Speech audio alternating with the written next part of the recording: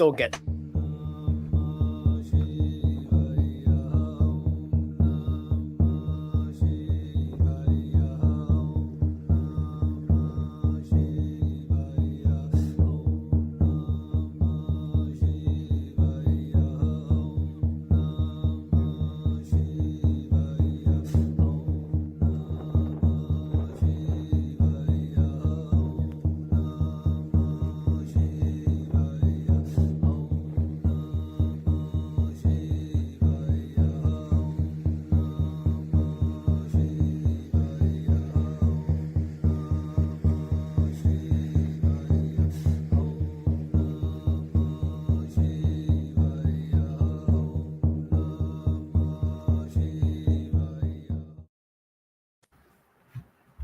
Right.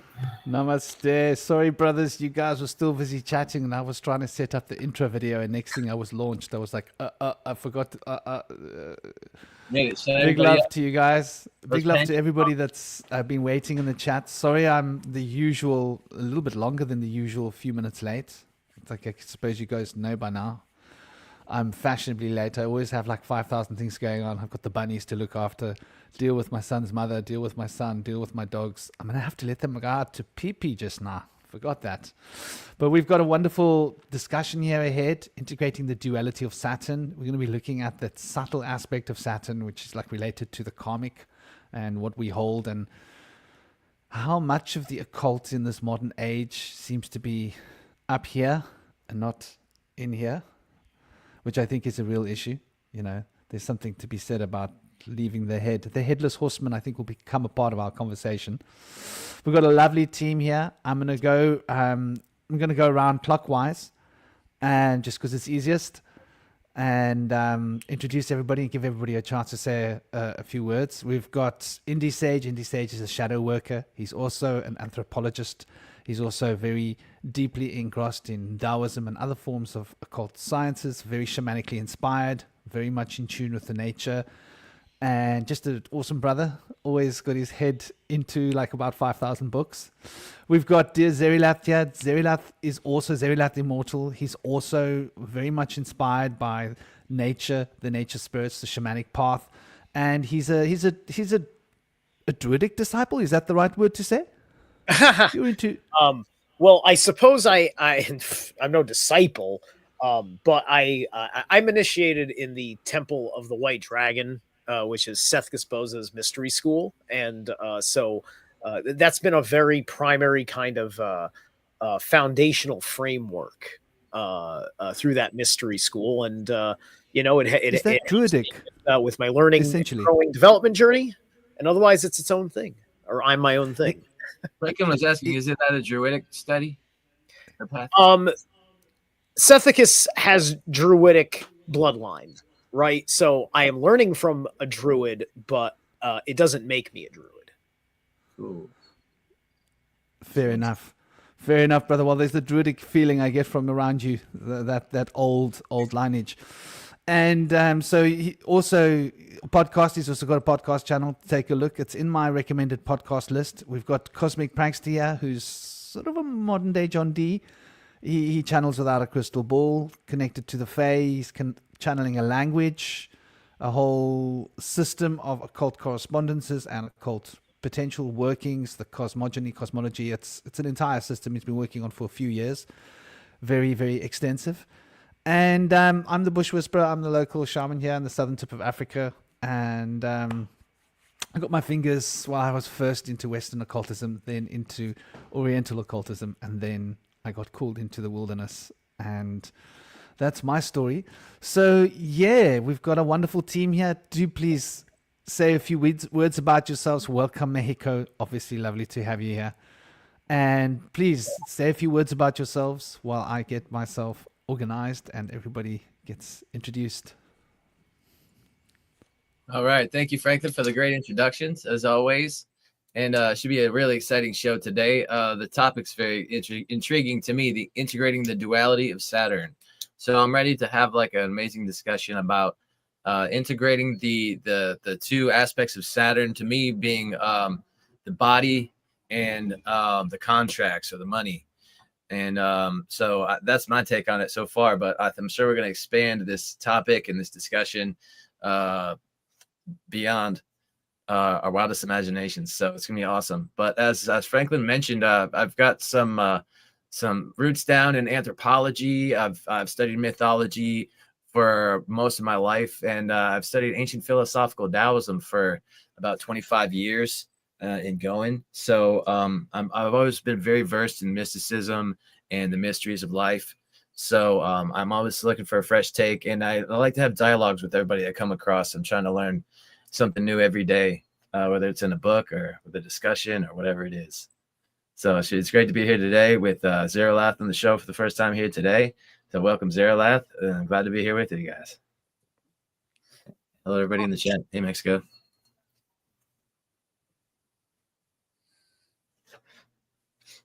All right. Who's up next? Zeralath, you're up. Yeah. So I didn't get like when I was told to do this thing, I didn't know it was about Saturn duality till the title popped up last night. So I'm on a flow state level of preparation for fun. But you know what? I think that this might be related. It's gonna be burned in the back of my mind because I just watched The Substance last night, a body horror film, and the fact, like the way the plot the movie goes, it is a duality plot. And there it's like a whole drug scheduling thing is involved with it. So like I'd say it's very Saturnian also. So I may have a lot to contribute because this film made me very uncomfortable and I love it.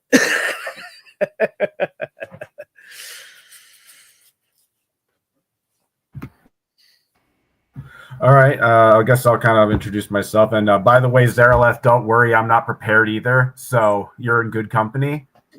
But yeah, my whole thing is, I had a lot of, I kind of dipped my fingers all over the place in the occult. I've dabbled with Eastern mysticism. I dabbled with Buddhism and dream yoga. I've dabbled with Western esotericism. I had a brief Thelema phase, but I kind of went through all of that and kind of like, decided to, since I kind of realized I was good at channeling, I was kind of figuring out, it's like, well, why do I need these books? Why can't I just, channel it? So over a weird series of circumstances, I sort of got linked with the Fae. Now, for so people know, this is not the Celtic Irish Fae.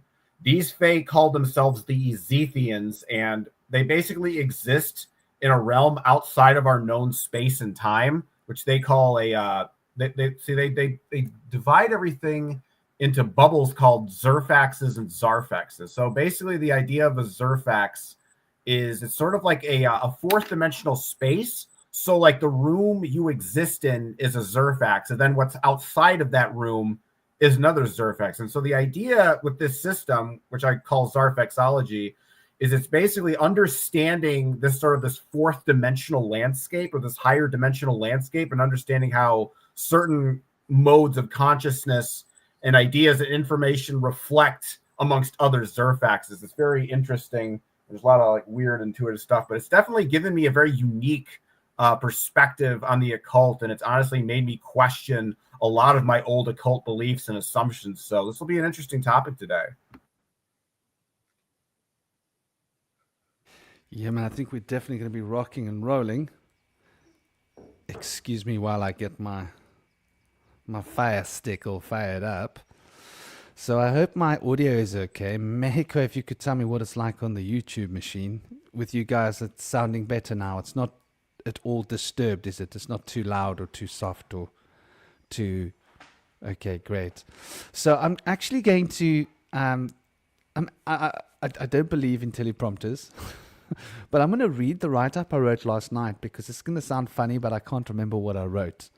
I didn't know what the conversation was going to be about until I was having this very deep and profound conversation with my better half, Mexico. And she was sharing a couple of things with me about twins. And I'd been having this Saturnian thing in the back of my mind burning the last couple of weeks, wanting to find that final expression, which is very much Saturnian. It's very much about finality. the essence of time.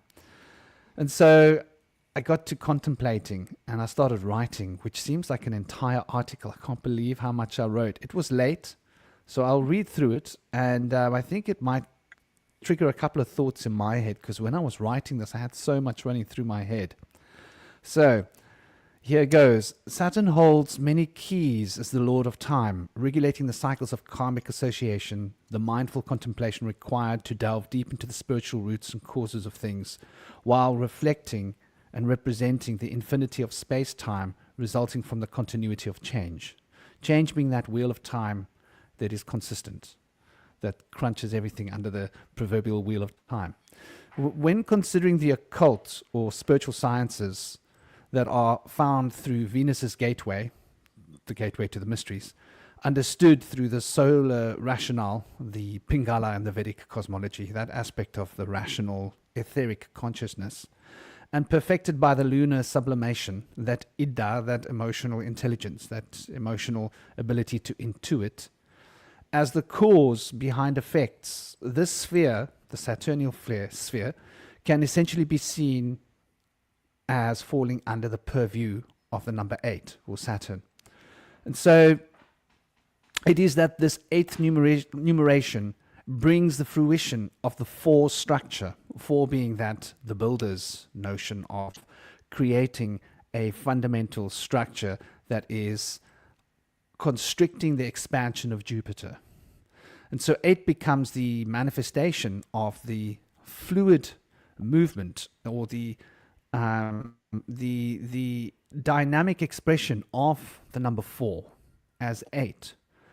And the expression of this harmonic balance between the inner and the outer garment of form represents, in Saturn's form, the ability to balance the physical and the spiritual. That which is reflected as both spiritual and mundane in nature. Nature being the key. Saturn was always originally the green man and the reaper. And what Saturn was reaping with that scythe, which is the crescent part of the symbol, was essentially wheat and corn, and essentially the earth's abundance, which in the old times would have been considered as currency. And at a later stage, money, hence the number 8, and money being so fundamentally connected. Saturn's heart is about success, and success in this daily age of this world revolves around money. I'm sort of paraphrasing and adding in little bits here. So this holds the keys to insight of divine truth, and the divine truth can be accessed when we are grounded in the physical plane, because the physical plane reflects all the fundamental architecture of the divine plane. It is for this reason that the occult sciences praise the cube of space as a structure that holds the occult structure of all things. One form reflecting an inner and outer duality, bound by 3 poles that reflects form. This is separated by the inner and the outer, the duad. This then points to the 4 directions, and this 4 directions polarize as 6 interactions of these 3 axes of form, the 3 axes of form that are then the fundamental time and space, i.e. length, breadth, and depth. This is then partitioned by the 7 domains, where the inner impulse is enacted towards the outside, towards matter, through the 6 interactions. This is all bound by the fluidity of the 5th space. The 5th space being that which is the center of the enneagram, that which is mercurial movement, spinning, the chakra as they call it in India. With the 8th element of productivity embodying in secret the 5 elements of pure dynamism. That's obviously a reference to the Tao. That is life, the forces of life, which is represented by the pentagram. And the flower of life is the 6th expression of this sacred 5th principle, which is phi, as we know it, the mathematical ratio, which is all over that pentagram and the pentagon if we study it.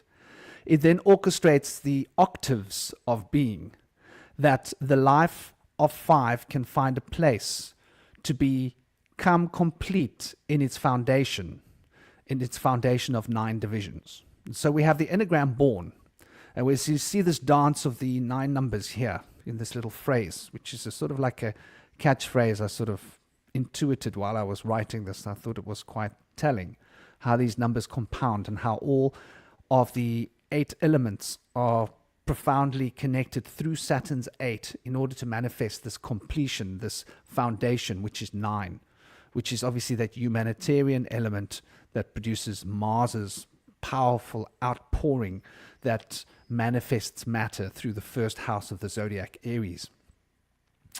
So thus Jupiter's wheel of expansion, expansiveness of Jupiter, and the manifestation of Jupiter can emerge through this toroidal expression of Saturn's contraction. For Saturn and Jupiter are in a state of balance, in a dance, you could say. The contracts of Saturn keeps in check that expansiveness of Jupiter, which is bound by the structure of 4, as it is expressed through the dynamism of 8, which is really highly perfecting the element of 4. For 4 can become stagnant. 8 is never stagnant. 8 is always in movement. So we then see how all of this becomes an expression of the 9. So more of all is what we're talking about here when we speak of Saturn, because Saturn is the beginning and the ending, the alpha and the omega. More of all, we could relate it to morality. Saturn relates to a very fundamental principle in life called karma, and all of our karmic interactions are really the expression of Saturn's notions of time, consequences of our choices, and the serious premeditation required in order to understand the consequences that we have brought towards ourselves through the turning of time's wheel.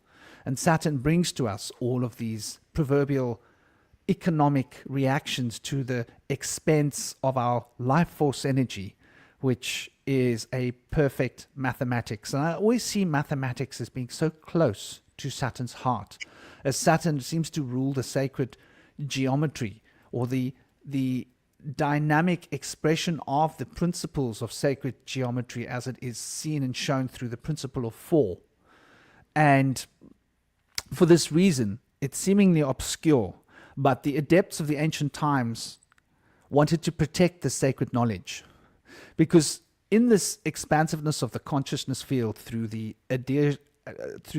adorations of Saturn and all that Saturn reproduces within this meticulously beautiful and perfect structured form of reality that we find ourselves swimming through, one can become obsessed with Saturn. One can become drunk with the power that Saturn represents. For Saturn represents power, occult power. And it seems to take us away from the heart. It seems to take us away from more of all, the morality.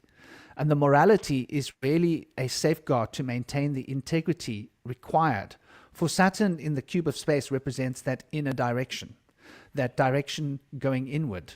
The 7th expanse within is balanced with the 6 directions outside of ourselves, bringing the 7 and the 6 together in the number 13, or another number that is very closely aligned with Saturn. Even though it expresses 4, it holds within itself the key of 3 and 1.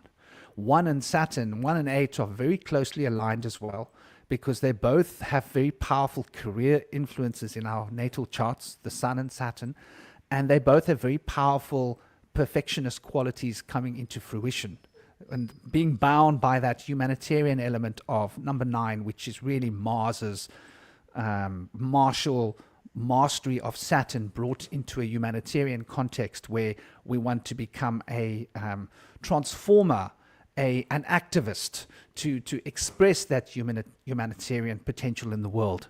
So Saturn, I think, is often just being considered as its active expression in Capricorn, which is how we all know Saturn. But Saturn's other place, its feminine side, is in the sign of Aquarius. And Aquarius rules a much more subtle field. It is that human field of interaction that produces community. And that human field of interaction that produces community is really bound by morality, is really bound by ethics and decency, because this is how people get together. Trust is really the key.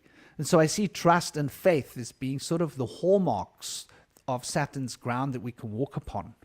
And the hallmarks being faith are really fundamental, I believe, to understanding the feminine side of Saturn, which I would say has a lot to do with why the ancient initiates would not cast their pearl before swine and ensure that the aspirants were morally and ethically prepared prior to becoming in tune with the cosmic forces of creation in order for them to be able to maintain the integrity necessary to operate on a even keel, because these powerful forces can sweep us off our feet and leave us like butterflies in the wind, losing our direction. And when we lose our direction, we lose our fundamental sight of the goal, the great work. And I think the great work sort of summarizes Saturn. So this was what was running through my mind, how this younger generation is being so overly fed occult secrets. We had to work hard for our occult truths when we were younger. We didn't get them fed to us.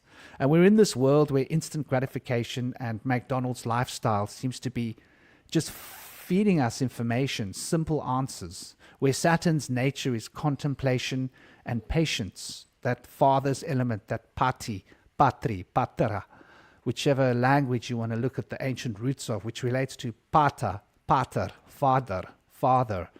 So, yeah, we're looking at the patience of the father that produces the inner contemplative attitude whereby we can understand the nature of heart that is necessary to become a balance between the physical and the spiritual. That was a mouthful. Please excuse me. What do you guys think? I'm going to let the dogs out to pee. If I may speak up first, I got hooked in as you went through the beginning of your thesis on forms, because it went to kind of like the universe all being within a square was where it went as you said it, right? And then I said to myself, the square is extremely important to the whole of the universe, but it's kind of in a circle. And then I was thinking to myself, okay, so what's that alchemical principle of squaring the circle? And I found a really kick-ass Jungian article, and I just wanted to read a brief passage and quote from it, because forms. Saturn is the primary is the leading influence on our relationship with time and space. It doesn't shape time and space, but it shapes our relationship with it. It's a major aspect of our processing of it. This is why its placement is what it is in astrology. I'm in the rough spot that I'm digging out of now in life because of how I treated my Saturnic energies, dealing with very harsh retrograde connections and things like that, right? So I'm spending a long time here, even still building it up. But it kicks off with this quote. The squaring of the circle is one of the many archetypal motifs which form the basic patterns of our dreams and fantasies. But it is distinguished by the fact that it is one of the most important of them from the functional point of view. Indeed, it could even be called the archetype of wholeness. And before I read the passage, the basic thing I'll say is that it's a masculine to feminine primary as well, because in the basic aesthetics of art, it is considered that curves are feminine and straight lines are masculine, is the idea, right? In that Substance movie, that there is the curvy style of postmodern brutalism is surrounding the structure involved with the drug product that the main character is using to facilitate the body horror plot, right? And so it's feminine, but it's brutalist feminine, right? It's got curves, as opposed to some of the more blocky postmodernism that you're used to, that typically, you get that from like old Soviet architecture and stuff. you know, as well as a lot of stuff in Europe, and it's just like, ugh. But anyway, squaring the circle was a problem that greatly exercised medieval minds. It is a symbol of the opus alchemicum, since it breaks down the original chaotic unity into the four elements and then combines them again in a higher unity. Unity is represented by a circle and the four elements by a square. The production of one from four is the result of a process of distillation and sublimation, which takes the so-called circular form. The distillate is subjected to sundry distillations so that the soul or spirit shall be extracted in its purest state. The product is generally called the quintessence, though this is by no means the only name for the ever hoped for and never to be rediscovered one. Carl Jung. So, then this goes into a whole huge article getting into the details, but we don't need any of that because I'm here.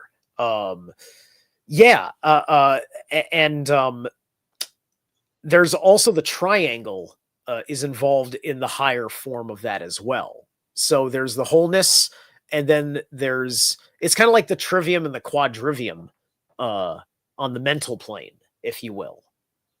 3 corners of the trivium, 4 corners of the quadrivium, and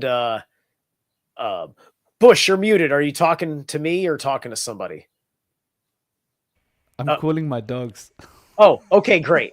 I wasn't sure if it was just like, oh, hold on, I needed to tell Zeralath an important interjection right there about what he just said. Just making sure.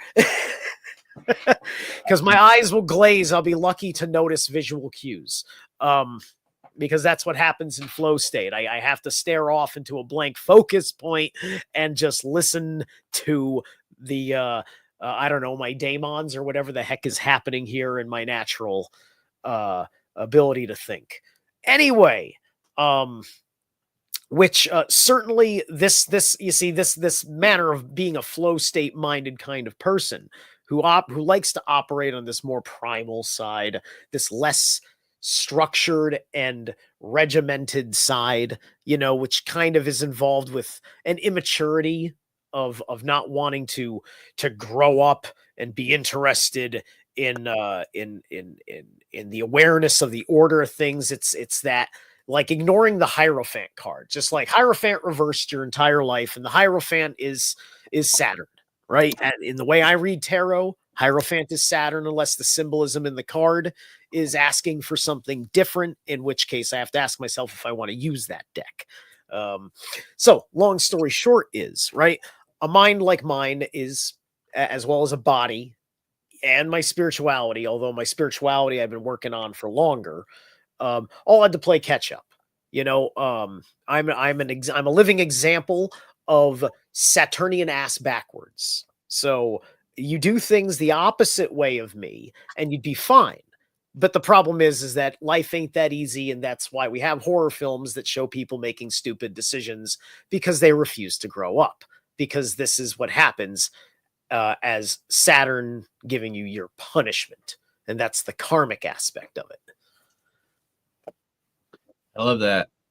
Yeah, I couldn't help but see the connection between Kronos, who is the representative god of Saturn, and Janus, the god that represents the moon of Saturn. Janus has a lot of parallels with Kronos in the sense that he is the key holder, and he also has 2 faces. And so Janus is also said to have been the known as the custodian of the universe, because he was the master of time, presides over entrances and departures, beginnings, gates, transitions, time, duality, doorways, passageways, and endings. So there's a lot involved with like beginnings and ends, and granting passage through portals and passageways, and embarking on new adventures and new things that along the way of entrepreneurship and things like that, new projects and such. I mean, it's ultimately governing change itself, because it's making the point of anything that is that membrane between anything and anything else is ultimately what it's trying to say, and that is encompassing an entire level of your ability to perceive reality and to pay attention and notice the passage of time, to notice the changes of everything, and you may notice it irregardless. And then do you have the wisdom to make the wise choices about it? You know, it's people gonna fear time taking their vitality, their youth away, right? I'm 45. You know, I got quite a bit of time if I take care of myself before I really have to look and act all fucking horrified at old me, right? You know, why would I still, because one asks oneself, why does one keep living when one is like so old, right? It's interesting questions. Anyway, Dude, 45 isn't that old, dude. We've still got a lot of mileage in the old tank. We Oh, just no, got to no, train I do harder. That's all. fine. we My just have to point work my harder. point is that how many 45-year-olds challenge their sense of presence in real time, right? You know, really sit there and say, you know what, it's worth it to think about this level of the future now, right? Because you know what, if you're You know still what Carl Jung would say. 20 years old in your head, you are insulting Kronos, right? Well, you know, Carl Jung would say, you don't start living until you're 40 years old. Sure. And I'm sure he had a long conversation with Saturn about that. The interesting thing was, for me, like, I've been through relationships, and in relationships, I always felt I needed to play this role of like I don't know, a protector, a savior. Like, you're my damsel in distress. I'm playing this role of the strong man who's gonna come and save you. Look, I've got a cape on. I wear my underpants on the outside of my tights. I've got a big funny letter on my chest. That was my sort of like archetypal go-to. This is me, you know. I look good in tights, but it's only after I got into my mid-40s that I've actually really reached a level of grounding where I've started to understand relationships better. And now I'm in a relationship which is very different. It's very much more, how do I put it? Like a year and a half in, and it's getting stronger. It's getting deeper. It's we've never had a bad word. Like, in a year and a half, it's only been real. Even difficult conversations have been beautiful and inspiring and uplifting. So, like, I think, like, this wisdom, like, I think this is what Jung's getting at. As we get older, we get a little more wise, and we start when we're younger, we want to make a big deal out of every little thing. When we get a little bit older, we sort of go, okay, you know what? It's okay. Life is this process that's happening. Everything doesn't have to be exactly perfect the way I thought I wanted it. I can accept. I think this acceptance is really the grounding of Saturn's lesson to us. Accepting that we're growing older, accepting our limitations, accepting what we can't change directly. But there are things that we can change. And the things that we can change can indirectly affect the things that we can't change directly. So there's an almost double entendre in this idea of, like, I might not be able to change that, but I can change this and create a knock-on effect to change that. I think that's really what magic is. If we really look at occult practices, and it's understanding as well that every time you throw a pebble into the pond, you create ripples. And those ripples will have unforeseen effects and reactions. And when we're young, we're just like gung-ho, throw it into the pond. We get a little older, I've noticed I look when I cross the road now. This is a new thing for me. Like, I look when I cross the road, I'm like, wow, this is like how I was taught to do it when I was a kid. Like, look left, look right, look left. Partially because I'm a father and I've got to, like, practice what I preach. So my son's watching me, like, but partially because I'm, like, much more aware of consequences and realizing that, when I was younger, I was like, oh, gung-ho, who cares? Like it's just the rolling of a dice, right? If I'm meant to go, I'm meant to go. So like, why bother looking? You know, which is like a stupid attitude if you think about it from a Saturnial perspective. And I love what you say about Juno. And here we see this beautiful. Obviously, I think this is going to come up a lot because this is Saturn's glyph, right? This is Saturn's. So here we see the 1, the 2, and the 3, and we see the 7, the 8, and the 9. And so these represent the 1, the 2, and the 3 represents moving towards stagnation of 4. Stagnation of 4 moves towards the movement of 6 as a result of the dynamism of 5, which then materializes 7, 8, and 9, which is up gearing the movement towards that transformative potential of number 9, where 9 will touch 0, right, the center of the spiral of the toric field, in order to reemerge as 10, which is really just 1 wearing the 0, which I always ascribe to Uranus, because Uranus is that secret, sacred, silent place in the center of things. So we can see how this is representing here the two faces of Juno, facing in different directions. And we can see as well how 4, 5, and 6, we could say, represents that triangle of form, right? So we've got like the triangle, yeah? We've got the square, yeah? And we've got the circle. So we could think of the 7, the 8, and the 9 as representing the more feminine reflections of the circular, moving, mobile energy. We could think of the 1, the 2, and the 3 as being the more formative, structuring principles that move us towards the square of 4. And as 7, 8, and 9 moves us towards the 0 at the center of the circle. I'll show you my my reflection of the enneagram, just so you can see what I mean when I say at the center of the circle, because I've reconstructed an enneagram based just upon numerology. So it's not the enneagram that everybody knows that was constructed, in the 50s, 60s, and 70s. This is just basically taking all the astrological and Chaldean and Vedic and Taoist as well, and just putting them into a context. So I can't really claim to have created this enneagram. I've just sort of put it together, if that makes sense. Hey, I've just realized something. You solved the riddle. You solved the riddle. So, it's been the joke of the century, and I just find it funny. It's that the other triangle goes 7, 8, 9, and then I just jumped straight to the joke. It was just like, wait, the other triangle is just straight up in linear order. So this is why 6 is afraid of 7. Because it keeps the Saturnian loop going. It's an irrational fear of time. Yeah, and I noticed that square is the same as the Bagawa square, from which trigrams were created.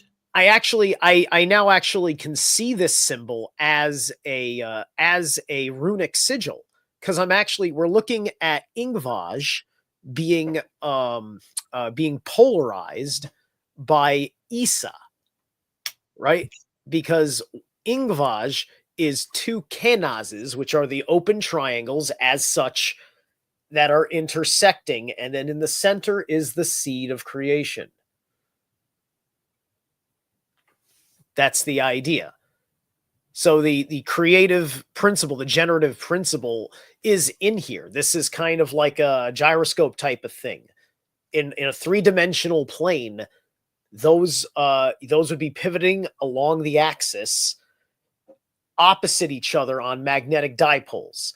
And it's like the basic instructions for a perpetual engine if you can figure out what parts belong in this structure.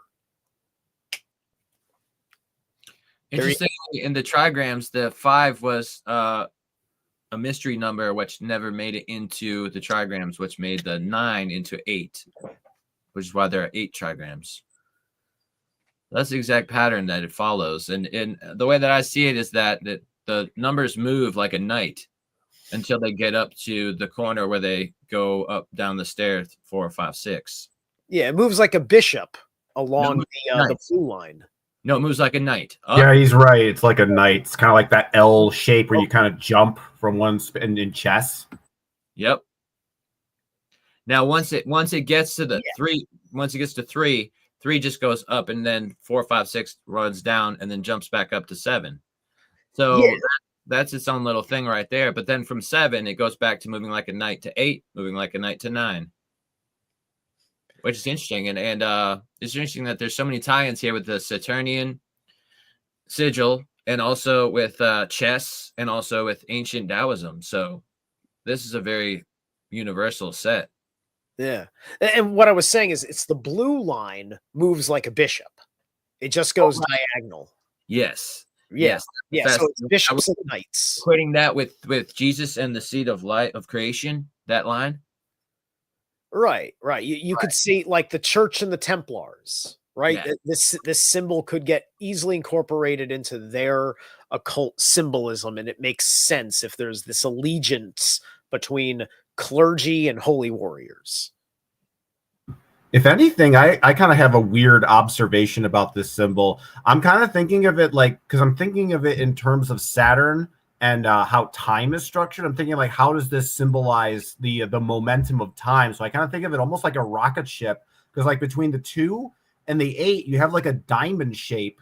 And I think maybe like, what if like 8 represents the momentum from the past, and 2 is sort of being pulled to the future. Then you have the 3, 4, the 9, and the 1, 6, and the 7. Those represent like the choices that we can make in life and the alternatives. So when we make a choice, we slightly move the trajectory of the diamond to a different spot. So maybe there's actually, because one of the things in my practice and my work is I also study higher dimensional time and nonlinear time and how that works. And maybe there's some kind of thing about how Saturn influences linear time. And I think one of the things that I've really noticed about like nonlinear time is that when you think about your physical external reality as opposed to the internal mental world, your mind's eye, your inner space, most of the time when we're just kind of going throughout our mundane life, those two worlds are moving at the same time speed. Now, what's interesting is that when you're in an altered state of consciousness, sometimes that inner state can move at a faster or slower rate than the sort of the external time. And so when you have two different flows of time within yourself, you can start, your sense of time actually starts to become more wide. It no longer feels linear. It now feels kind of like a two-dimensional plane where you can go in different directions. And I think the other thing I've been thinking about time is, instead of thinking of like, when the best way to think of nonlinear time is, instead of thinking of it as, a dot at the left and there's a line moving to the right, you think of it like a drop hitting the water, and then a ripple expands in all directions. And so when I'm looking at this this diagram here, it's like there's two arrows pointing to the past and the future, but I'm thinking, like, what if there were two additional triangles where these fork things are with the 4, 3, 9, and then you would have sort of omnidirectional time movement. So it seems to me what this sigil, the Saturnian square, is essential function is binding our consciousness in linear time.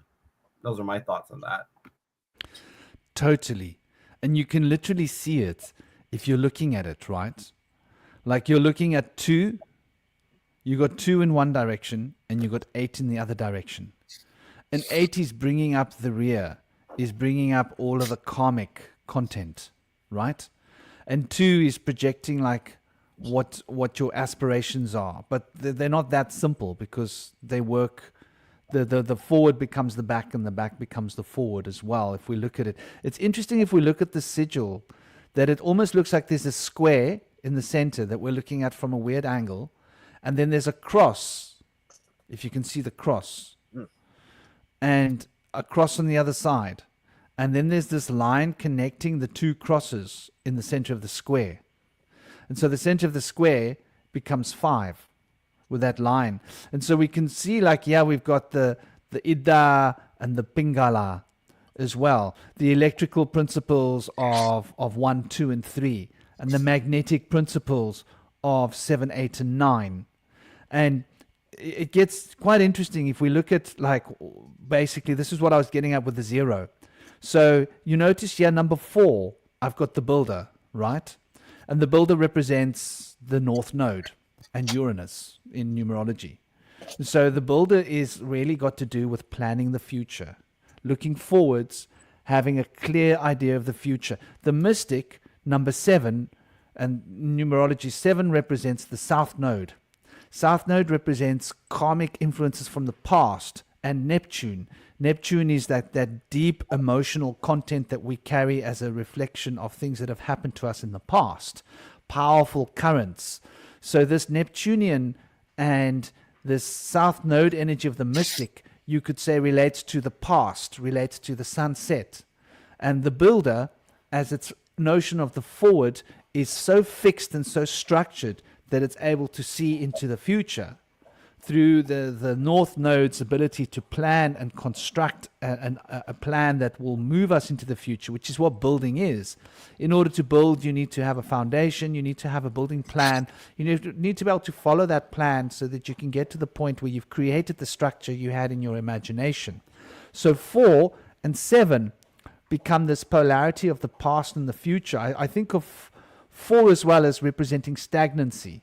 Like, I've got 4. 4 is a very powerful number for me. 8 and 1 are powerful numbers for me. 9 is a powerful number for me.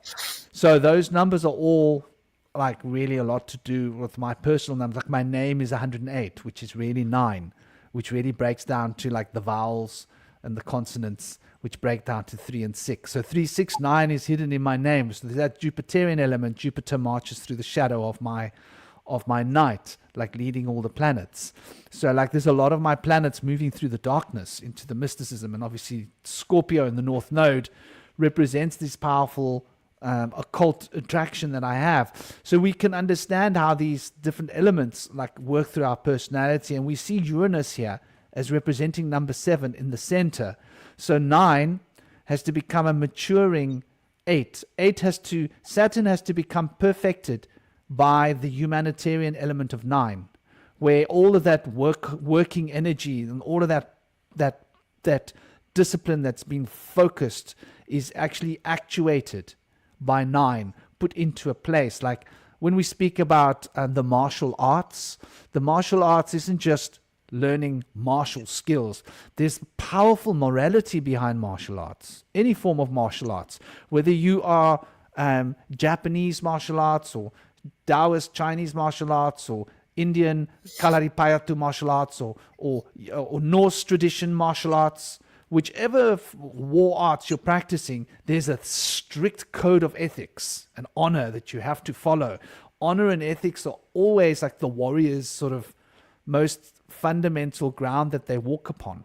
So when we look at this, like, that 9 becomes the externalization of 8's potential into a selfless act, which then takes us into the 0 in. And when we dive in, so you can see that this is actually, it's a circle, but it's actually it's a spiral.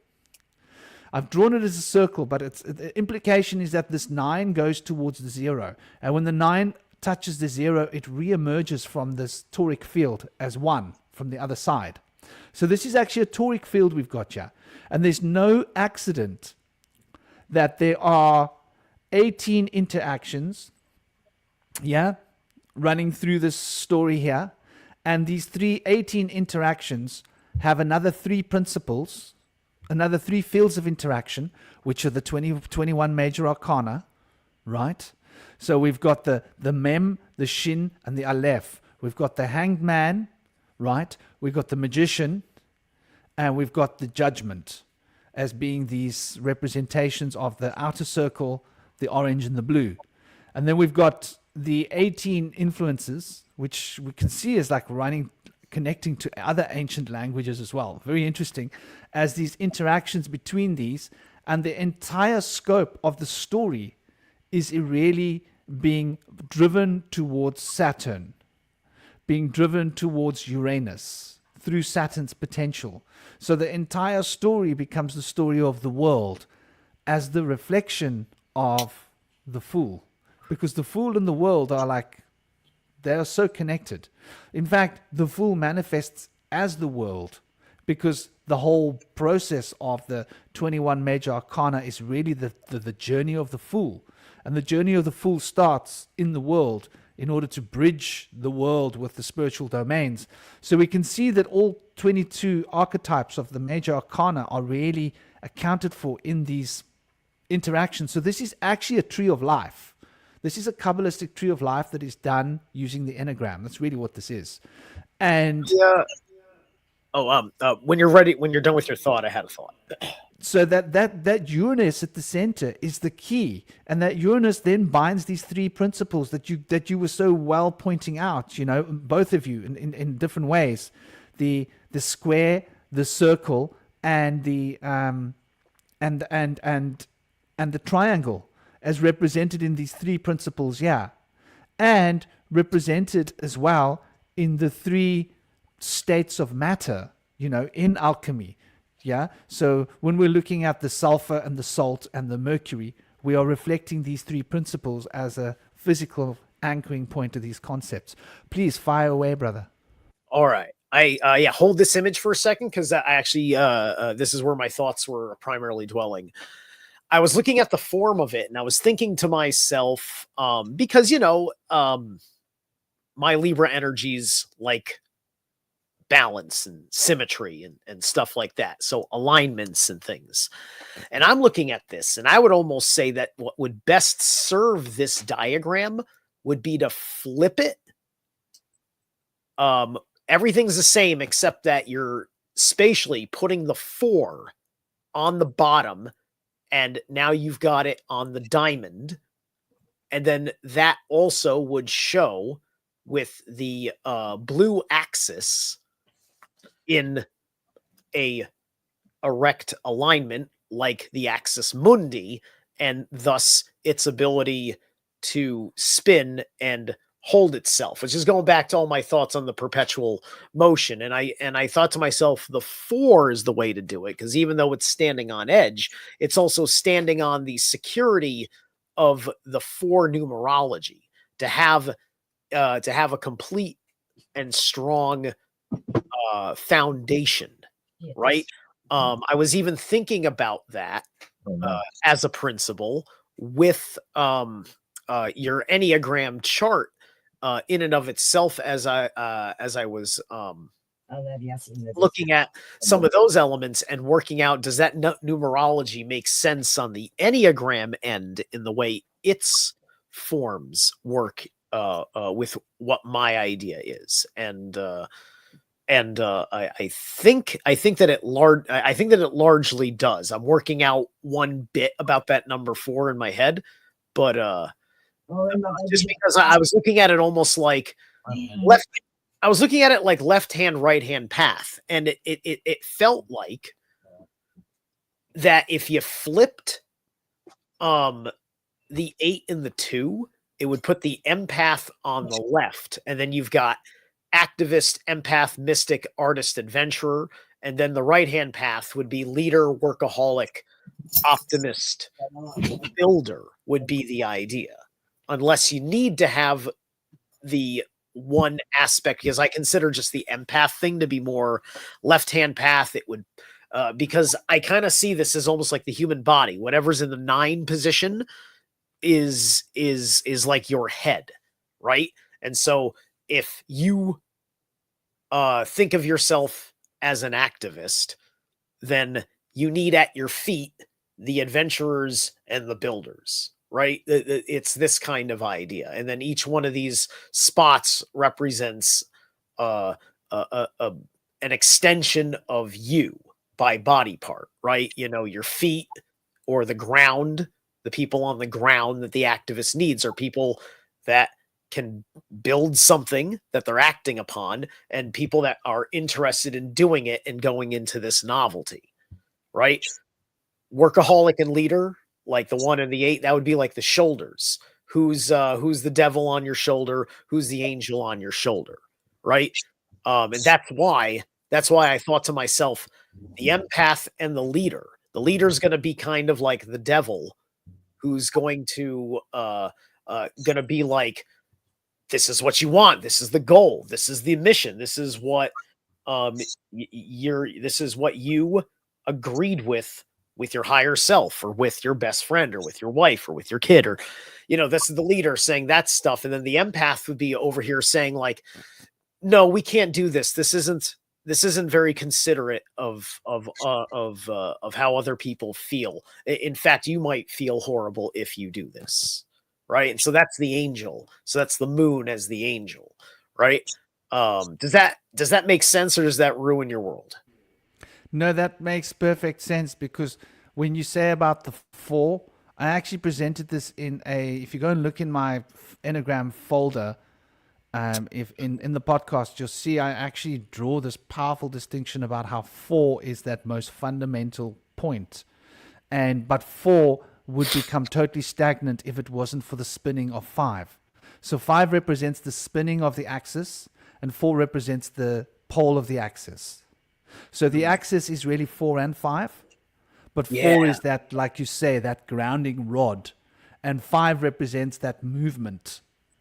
So that's totally in alignment. And then interesting how you mentioned like the 6, the 7, and the 8 are then representing the movement coming to fruition, and in 9, and then 1, 2, and 3 represents how they are moving from high levels of movement towards stagnancy of 4, which is like that final root, the root of Yggdrasil, if you will. You're gonna get cash. Sorry. Oh, that was the other thing I forgot to mention. 15. The numerology of 15 in your grid is perfect for the Saturnian, with the 5 in the center, because it's, what is it? You look at everything around the 5. 3 plus 7 is 10. So everything goes to 15. The devil card, and the devil is Saturn and tarot.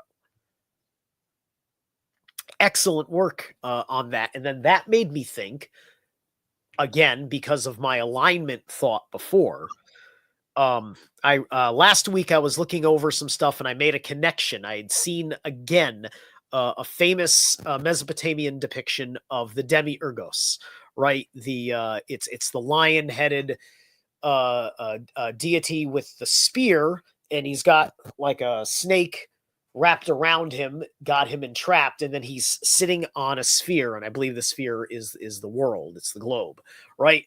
And then he's got it at a 23.4 degree tilt. So this pattern that we're so familiar with for Saturn is that 23.4 degree tilt that the Earth is also under. And this is all about, and this is the like in the Matrix movies, this is the quote architect. In the original script, it was Hitler denying time by creating a serum for immortality, and he was a vampire, right?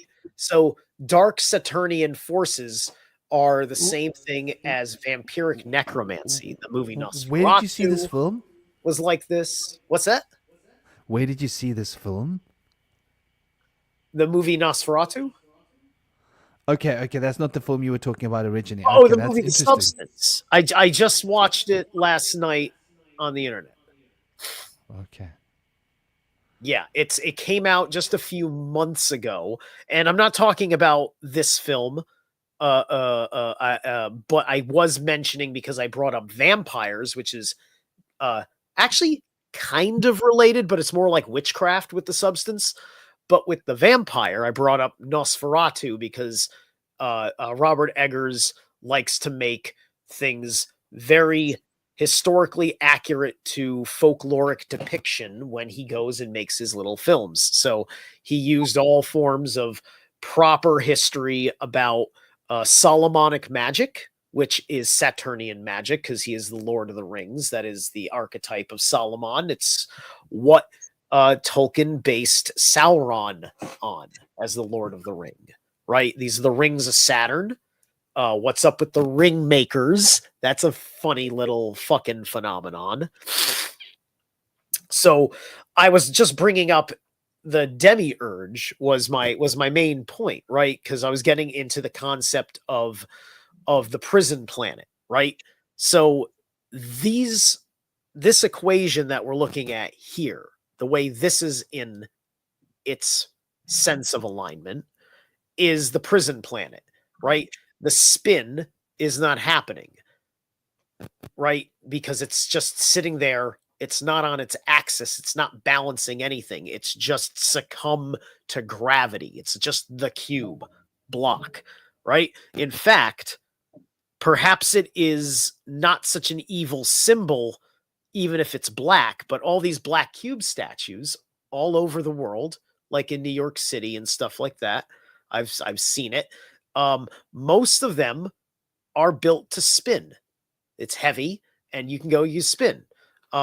They're very popular for a lot of young people like to hang out under them. At least they did back in my day, like 15 years ago or something. But everybody knows that this is that motif going around from the Saturn cult that is associated with a certain conspiracy of persons from the Mesopotamian region that are involved with this demiurge character. Need I say more? I don't really think I want to, because it would probably be vulgarly, inappropriately vague. Just to use the one little word of 3 letters that starts with the letter J, and J, or is it Y, like Yera or Jera?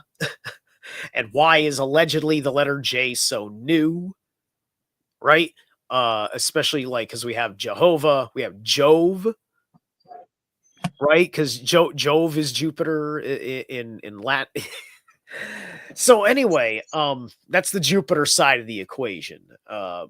Maybe that needs more attention in the future. It's good that the world is wise to this, but also needs to understand the principles and maybe believe in some magic that can heal, because this alignment is part of what is stopping the biospherical regenesis of the realm. That is one of my personal goals.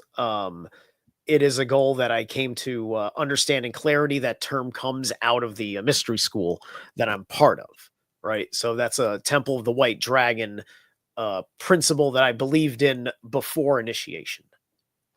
It was mentioned in many dissertations on Sethicus's channel. So that's why my mind was able to go and think of, wait a minute, put the 4 on the bottom, because I have an inherent reason why I know that this is proper to the world we're in.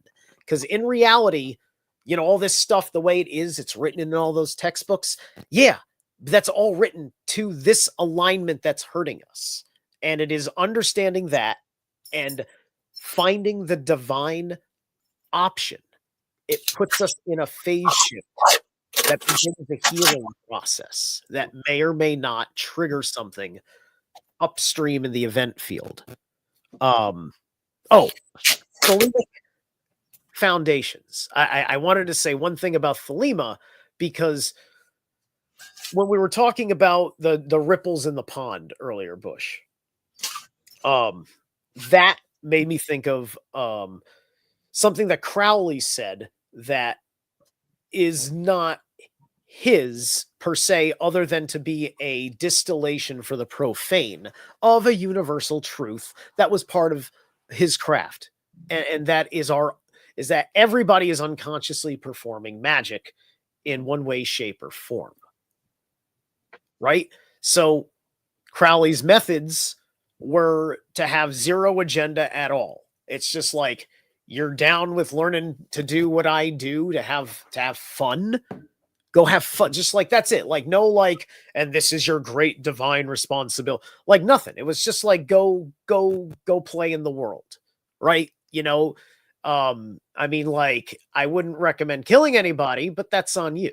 Right? Go ahead. I don't care. It's none of my business. I just believe all human beings have the right to follow their loves, their pursuits, their desires, their free will. And he certainly did have moral codes that he wrote about and things like that.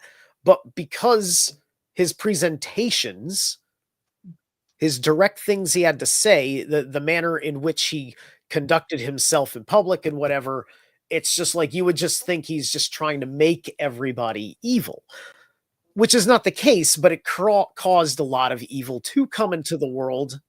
But we can learn a lot about proper magic from it, as well as things not to do and fair warnings about invocations, because problem with a lot of these traditions is that we don't want to get back into alignment, and so we can't tap into that power from ourselves. So we need to lean on the spirit folk as a crutch, instead of having them in our lives as a natural, like, it's just like, I don't like making contracts with people. I like being able to come and go with people. So do the spirits, because that's why we are free spirits, as the term goes.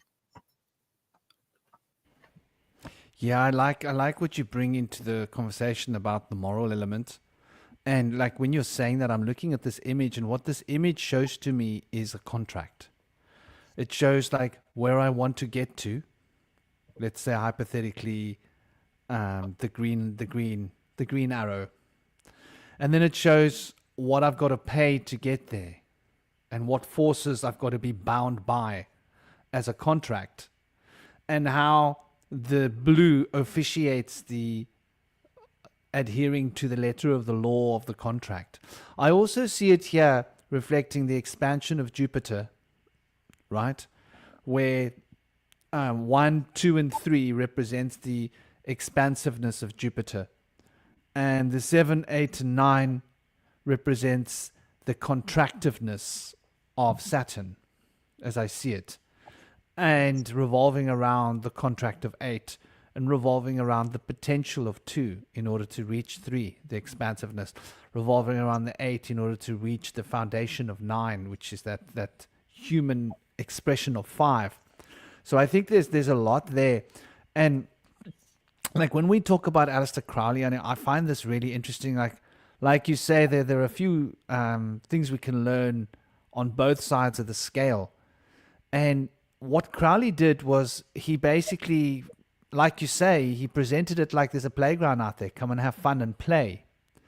But that sort of contradicts Saturn. Saturn isn't about play. Mercury is about play. Mercury sits at the center of Saturn, but we can see that Mercury is bound between 6 and 4, and bound between the 2 different arrowheads. And Mercury is, the play of Mercury is bound by the seriousness of Saturn in this little glyph. And I think Saturn represents in all its fullness that very solemn oath that one makes.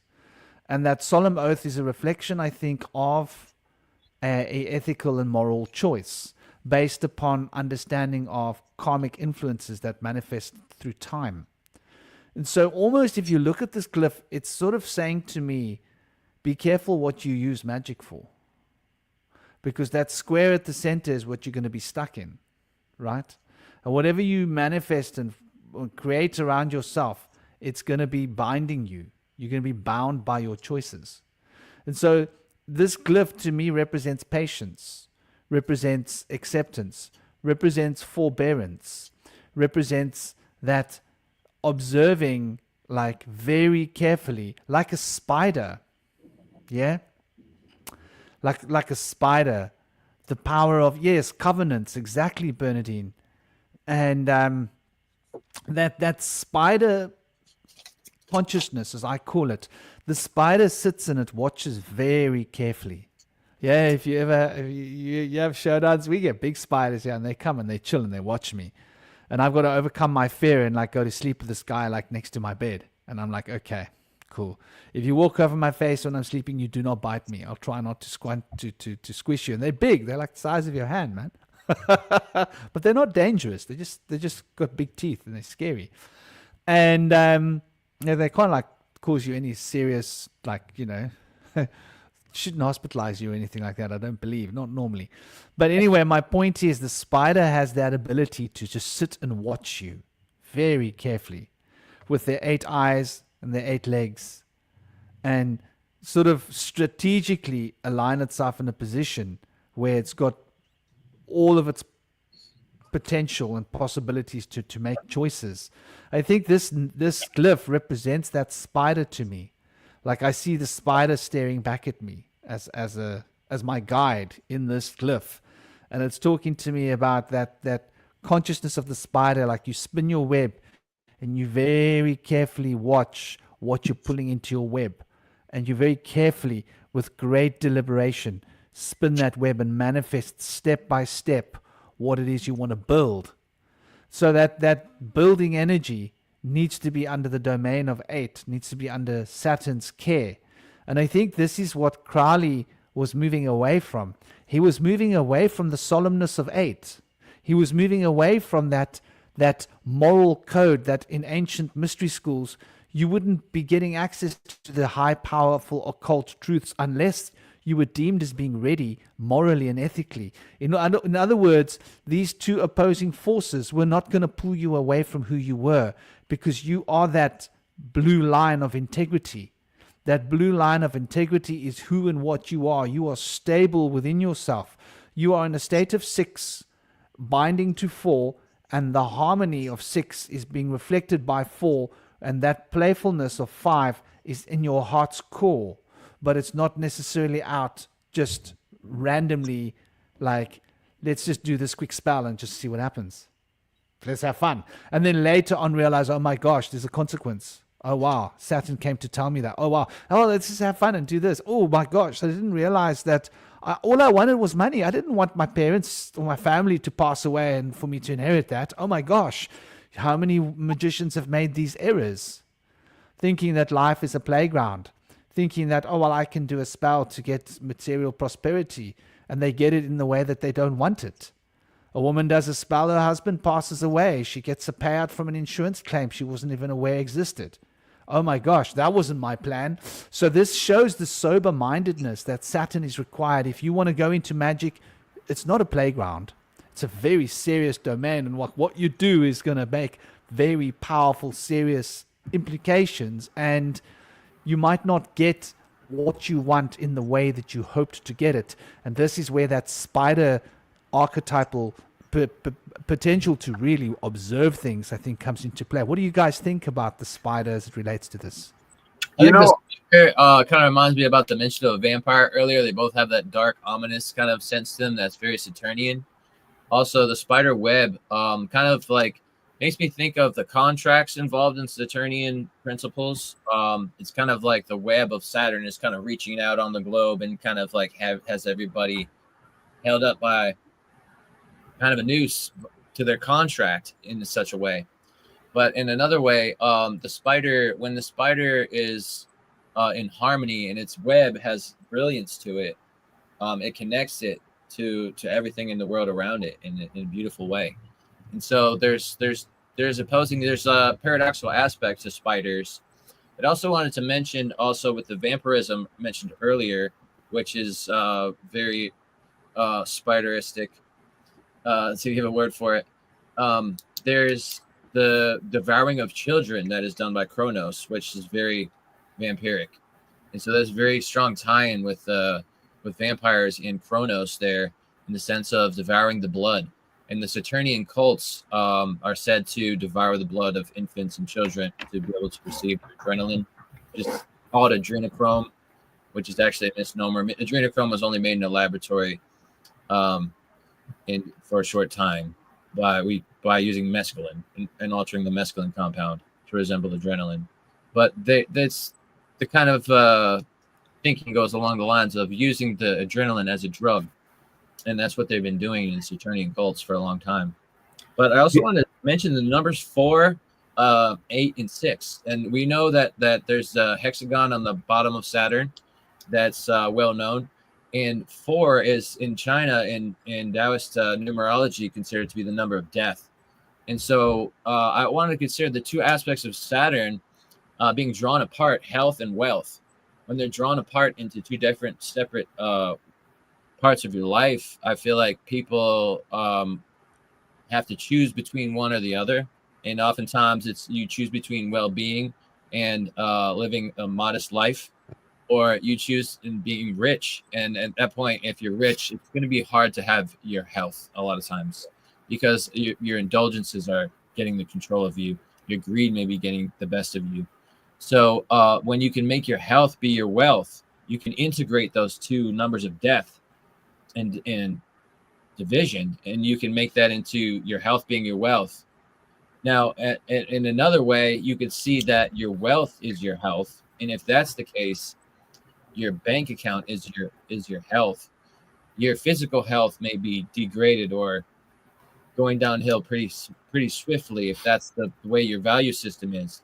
So that can be a very detrimental way of being, and that's another way in the sense that the contracts of Saturn and the fixation on the materialism can get the best of us when we can realize that the other materialistic aspect is our health of our body. And if we give that precedence over trying to make financial abundance, that can be very helpful to us, because if we value our bodily health, that's something that can feed into our ability to have positive emotions, have strong cognitive abilities, and other things as well. So I feel like a well-being of our bodily health is somewhat compromised by the whole run in civilization to try to make ends meet financially. And a lot of people will compromise their physical health to be able to get by and become comfortable financially, but they're in an uncomfortable state in their own skin sometimes. I was kind of like curious that we're looking at this sigil here, and we're talking about Crowley and Thelema, and I'm kind of surprised no one has mentioned that it looks like the unicursal hexagram from Thelema. It looks like that symbol a lot. And also, I want to jump on two different points. Indy, what you were just saying earlier about Kronos, and what Bush Whisperer was talking about. In addition to Kronos, you talk about like how he devours children, but if Kronos represents time, what that story is essentially saying is that the gods were devoured by time, and that in the same way by Kronos devouring people, were being consumed by time. And the way they define themselves by gods by exiting Kronos when I forget who it was who feeds Kronos a rock so that he vomits up all the gods that he swallowed. And so that's really in a symbolic way gods stepping outside of time to proclaim their godhood. And the thing with Thelema, Bush Whisperer, you're talking about this whole concept about magic is not really taken seriously. It's more seen as kind of like a playground, just kind of do whatever you want. And Crowley, kind of stuff. I wanted to kind of like defend that in one particular aspect, because I kind of feel like if you consider the cultural landscape when Thelema was invented, the Industrial Revolution is taking off. You got, World War I and World War II. The world has become a lot more secular, industrialized. It's lost connection to its sort of traditional and ancestral roots. And sometimes I wonder that maybe the upside to taking this more hands-on approach to magic is that perhaps that some of these traditions that we don't really feel a connection to these traditions anymore. We don't really feel this connection to the past. So maybe perhaps an alternate strategy is to sort of cultivate new magical traditions. Because I think for a lot of people in the Western sort of secular mindset, it can be kind of that there's people who are interested in magic and mysticism, but I think that a lot of kind of like Western folks have a difficult time sort of accepting the kind of the literal symbology, the sort of the aspect of tradition and all these other kind of like correspondences and all this complex stuff. And we do live in this kind of modern era where everything is sort of fast and quick and, McDonald's culture, like you said, Bush Whisperer. And I think that's definitely going to reflect in how magic in our world is practiced and cultivated in that fast, quick, immediate sort of way. But I guess on one side, I think that on one hand, you're right. There should be a willy-nilly aspect to it. But I think like what I'm doing with my practice is I'm essentially bringing a whole new system into being. But at the same time, I use it very cautiously because with these Fey beings that I've worked with, I've had some very intense and powerful synchronicities. So I'm kind of like, I'm sometimes hesitant to actually use magic to manifest because it might be too good, it might be too powerful, and it's dealing with all kinds of extra dimensional forces I don't fully understand with. So I approach this magical system with a lot of caution. I'm very rational, and I kind of take it just one little step at a time. Even the beings I channel are basically telling me they're kind of giving me a little bit at a time with this information, because if you kind of took it in all at once, it would basically just drive you insane, because it is, in a lot of ways, it really is kind of Lovecraftian, where you're sort of opening up doors to all kinds of vistas of alien reality that we haven't really even seen or experienced yet. And I think a lot of people are just kind of jumping into that alien space very willy-nilly. They're not having any kind of like, there's no precautionary tales. There's no kind of like safeguards that's going in. Because I think really the reason people are going willy-nilly with magic is they're just trying to prove to themselves that it even works in the first place. It's like they feel that if they can do something, crazy, summon a Goetia spirit and have some kind of like scary reaction, that to them is kind of validation. Because I think the other aspect of this magical cultural milieu is that, maybe in some, it's kind of like when you maybe you put something out on the internet, maybe a song, a book, or an essay, and you have a bunch of people give reviews on it, and there'll be all sorts of positive reviews, but you'll fixate on that one negative review, that one bad thing. And it's almost like, in a weird way, in this kind of nihilistic, depressive society, there's this bias, whereas if something is depressing and dark, it's more likely to be true and real than if it's something that's optimistic or uplifting. And we kind of feel that bias.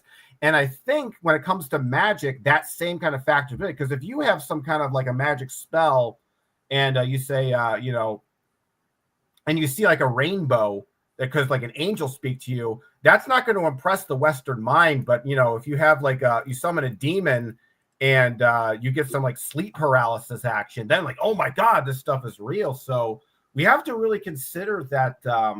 I think with the cultural landscape that we're in, this kind of thelemic chaos magic style approach to magic and the occult is almost kind of inevitable. Well, yeah, as long as the mindset of the people is in a certain place by the time they get there, right? Because everything is on the outside, right? There's people that they can't like look within on a certain level, and they can't bring themselves to believe in themselves. So they're looking for the ability, like if you can say, oh wow, I can control, look at me, I have succeeded in controlling a dangerous thing, right? Like this is a lady trying to be the strength card, right? This is the women's psychology approach to strength. She's going to do something where she's in over her head, based on a belief that's more important to her than reality. And I can empathize with that, because I may have a couple of reasons to go to Valhalla, right? But it's when we become so narcissistic that we isolate ourselves from the world, and we got literally nothing. And we can't even attain anything because perhaps we made tremendously poor social choices. This is a certain kind of concoction for the strength reversed and turning you into a monster.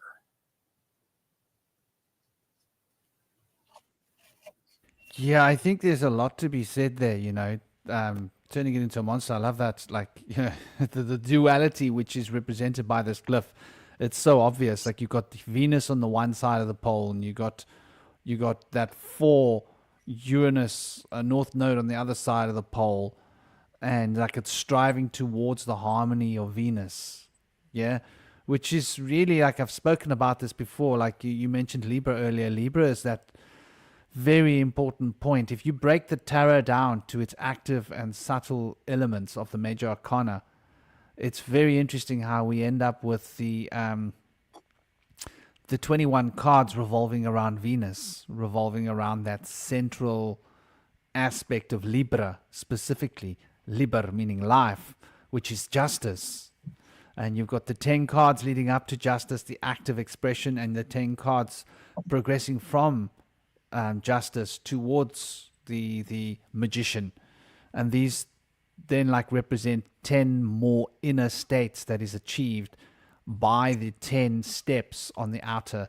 So this outer and inner are really being shown here. I look at this and I see the in-breath and the out-breath.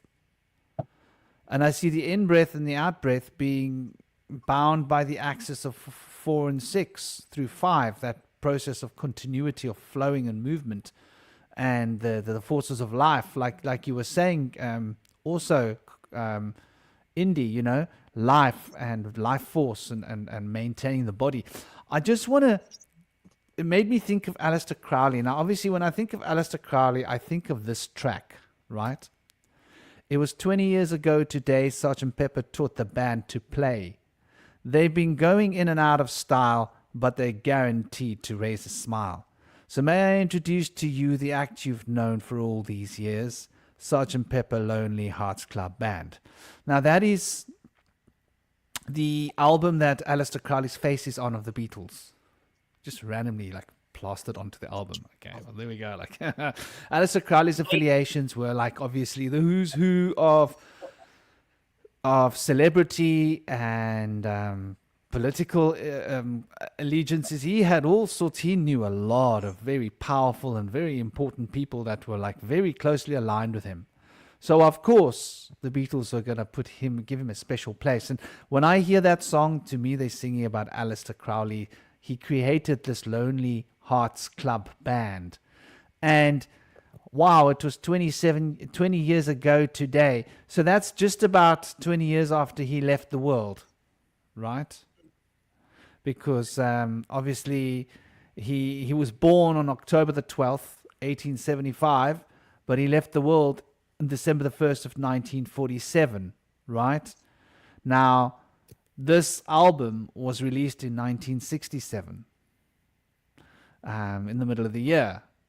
So very interesting how, you know, June to July to August, September, October, November, December, exactly 6 months prior to him leaving the world, this track is written with his face plastered all over it, right? With the actual album, which is the Lonely Hearts Club Band, and that represents the album, that track.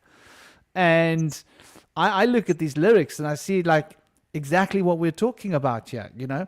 It was 20 years ago today that Sgt. Pepper, he is Sgt. Pepper, taught the band to play, right? Because it's all about play. It's like the idea of sexual magic, right, became like quite a big thing on his watch. And sexual tantra is, because of Aleister Crowley, sexual tantra is what it is today. I don't think it would be a household name if it wasn't for the likes of him out there saying, you know what, like sex is cool, like it doesn't matter, like it's as long as you know, as long as you can reach her, you can penetrate, you know, like what's the problem? Like, so the idea of removing the moral elements of an act and just going into the act for the pure experience of it is a very magical thing, though the premeditation being removed from the implications is also another thing, I think, which is interesting. And I think like this track of you know, I don't really want to stop the show. There we go. We're talking about Saturn, aren't we? Stopping the show is like tapping out. But I thought you might like to know the singer's going to sing a song and he wants you all to sing along. You know? So let me introduce to you the one and only Billy Shears. And so here we're going in through the story. And obviously before that, it's wonderful to be here. It's certainly a thrill. You're such a lovely audience. We'd like to take you home with us. We'd love to take you home with us. So, you know, where is this home they want to take us with them? and I'm sure they were talking about the girls. You know. You know, the the as the part of the perpetual energy aspect of this form, right? The horizontal axis point is the 8 and the 2, right? And this machine, it might go clockwise, it might go counterclockwise, um but those poles are operating the principle of the Ouroboros and the binary choice, like the I Ching, and the infinite, right? Now, if you put this thing into alignment, you will have it operating effectively. Where if you want it to go one way or the other, the gravitational pull will be absolutely even, and so it will not waver, right? And so that can perhaps prevent pole shift and disaster.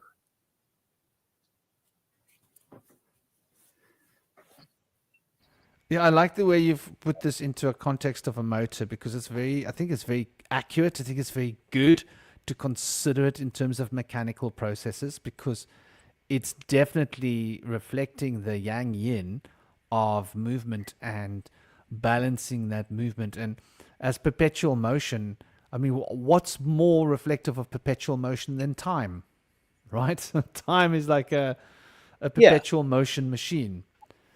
And having Mercury number 5 in the center sort of implies perpetual motion, right?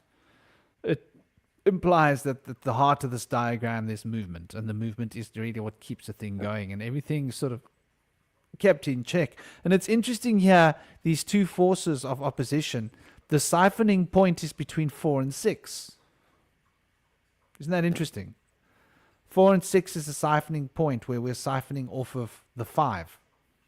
But we're siphoning from the 8 and the 2 as the opposite poles. So if we were to think in terms of magnetism and electrical, we've got like an expression of an electron in 2. We've got the expression of a magnetic potential in 8. We've got the expression of the solid form in 4. And we've got the expression of the transcendence of solid form in 6. 6 is the Merkaba. And the Merkaba, obviously Venus being the gateway to the mysteries, represents that ability to travel out of the body. So 4 means you're stuck in the body. 6 means you can travel out of the body. And when you travel out of the body of 6, who do you meet? You meet that mystic silence of 7. And that becomes a inward journey that gives you the revelation that brings you right back to 8. And 8, then you're now forced to balance the physical and spiritual and understand these profound forces moving through you in order to put it into action through 9. And putting it into action through 9 takes us right through the eye of the storm of the toric field to emerge from the circle as 1, carrying Uranus on your back, 0, becoming 10, the octave expression, expansiveness of 1. And the cycle happens again. And then you come out and now you're carrying 2 zeros on your back. It's 100. And then the octave cycle happens again. And now you're carrying 3 zeros on your back. It's 1,000. So we can see how the whole decimal thing has emerged from this Saturnial glyph. And interesting how, was it the Sumerians? Yeah. They, numerologically, they only counted the 8 numbers, didn't they? In Sumerian numerology, they only went up to 8. They had no concept of 9 or recycling of a 10 base system. Yeah, I mean, in the Sumerian, they only count the 8 numbers, don't they? The 9 is a product, but not counted into the numerological process itself, which is quite interesting. Yeah, but I wouldn't. I wonder if that's like what they do with tally marks, right? Because what tally marks is like 4 and then you dash through, 4 and then you dash through, right? Maybe they were looking, and maybe they said it was about 8 because they didn't look at thumbs the way that we do, and there's a primordial relationship with 10 and our hands and feet, right? Which also goes to if you know anything about the Navajo, certain Native American practices or whatever, the holy people have the five-fingered hand, right? And so that's why humans have the five-fingered hand in the likeness of the holy people. Holy people just means their deity pantheon. And there's that relationship between us and any other kinds of creatures that have 5 digits on their hands and feet, right? We're all 5 as opposed to the 6-fingered giants that were demonized.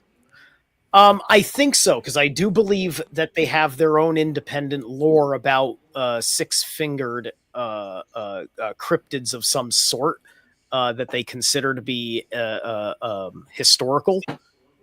So yeah, I believe so, but I don't know how much more there is widely known about that, and I don't. And it's going to take a long time. I don't know too much. More well known, but what tribes too. They would use this as a greeting symbol to show that they had the 5 fingers, because not all of the giants were the size of a giant. Some of their offspring were small, the size of regular people, but they would have those 6 fingers to show. So to wave like hello, and as we say hi, I think that's where that comes from. They would show the hand and show, look, I'm a 5-fingered people. You can trust me. And so that was kind of a thing that they would use as a greeting symbol to show that they were worth trusting, that they were of the right people to be being amongst. Yeah. And I wonder if that's got anything to do with literal Nephilim, which they say look like clowns. Yeah, right? there's a strong tie-in with the Nephilim in the story of Vespucci when he went to the islands of Aruba and Curacao. He saw some of the female giants, which are much shorter than the male giants, and they lured them in and tried to get them to come back to their little encampment where they were starting to cook, and they said they were going to cook for them. What was really going on is all the male giants showed up with these big clubs and started to sit down around them. They were going to cook these conquistadors. So they got the impression what was really going on there, and they got the heck out of there and they ran, and they barely made it out of there. And in their story, they had to shoot off cannons because the giants kept coming. Once they got onto their boat, they were about to come on board and get them. They had to shoot cannons to ward them off. So there's some stories in the Americas of the Satika tribe, the Paiute Native Americans talk about, that were red-haired cannibalistic giants. Were they described with 6 fingers? Yeah, they were said to have 6 fingers, and they've found fossil evidence that they did have 6 fingers and 2 rows of teeth, double dentation. Interesting. Mm-hmm. Yeah, the Coneheads movie had they had like several rows of teeth in the Coneheads movie, and that as well. They also had elongated skulls. Most of them did. Yeah, exactly. And Dan Aykroyd had no idea what level of, like, he wasn't having this level of the conversation, but Dan Aykroyd was quite the paranormal person. That's why he was so into Ghostbusters. Awesome. I know Leonard Nimoy did a lot of documentary narrating through the 70s. He was very investigative in the mystical. Oh yeah. He was a major Von Daniken type of guy. He would have been one of the heralds of modern UFism.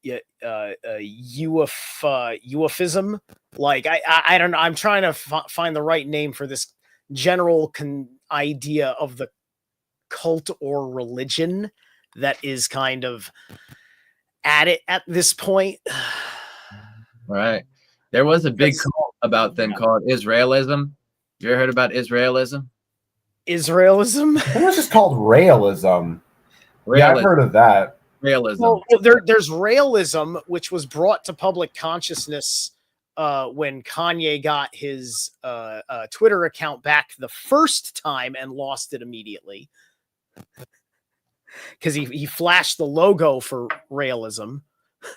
Oh, right. It is a catchy little logo that they have. Hey, I mean, like, we programmed the combination of those symbols to be the worst provocative idea one could possibly imagine, right? Because you're combining two things that are supposed to be destroying each other.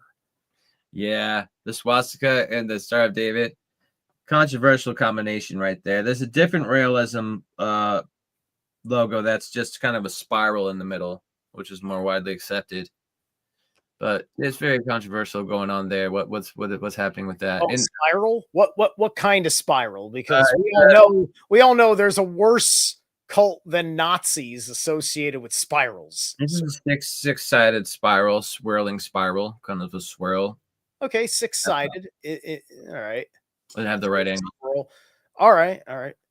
So they probably had to move to that because they were getting a lot of bad press from their first, I would imagine. Yeah. Would you guys say like there's like one kind of like major like UFO cult? Because I kind of feel like with the advent of the fallout of Heaven's Gate, I think that kind of killed the credibility of UFO cults for a while, just with that whole debacle of them drinking the Kool-Aid, so to speak. Well, there's an organization that investigates UFOs that's somewhat of a cult that's been around for a while, and they have these big annual meetings and conferences, and I would consider them somewhat of a cult. Well, I don't think any of the cults are going to work in the sense of really getting a significant portion of the public. But if the government produces the narrative, the government will become the cult. And so NASA,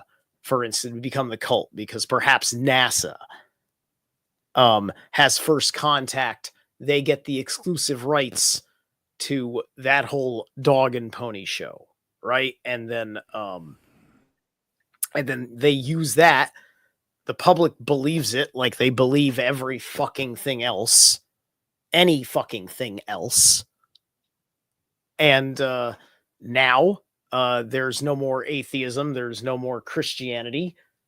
There's just all the independents that were wiser, and then all of the unconscious sheeple will be serving the new ethics and morality set by the front of the new imposter sky gods that they pulled off last time when the Anuna came to Mesopotamia, which was the last time they pulled off this fucking stunt.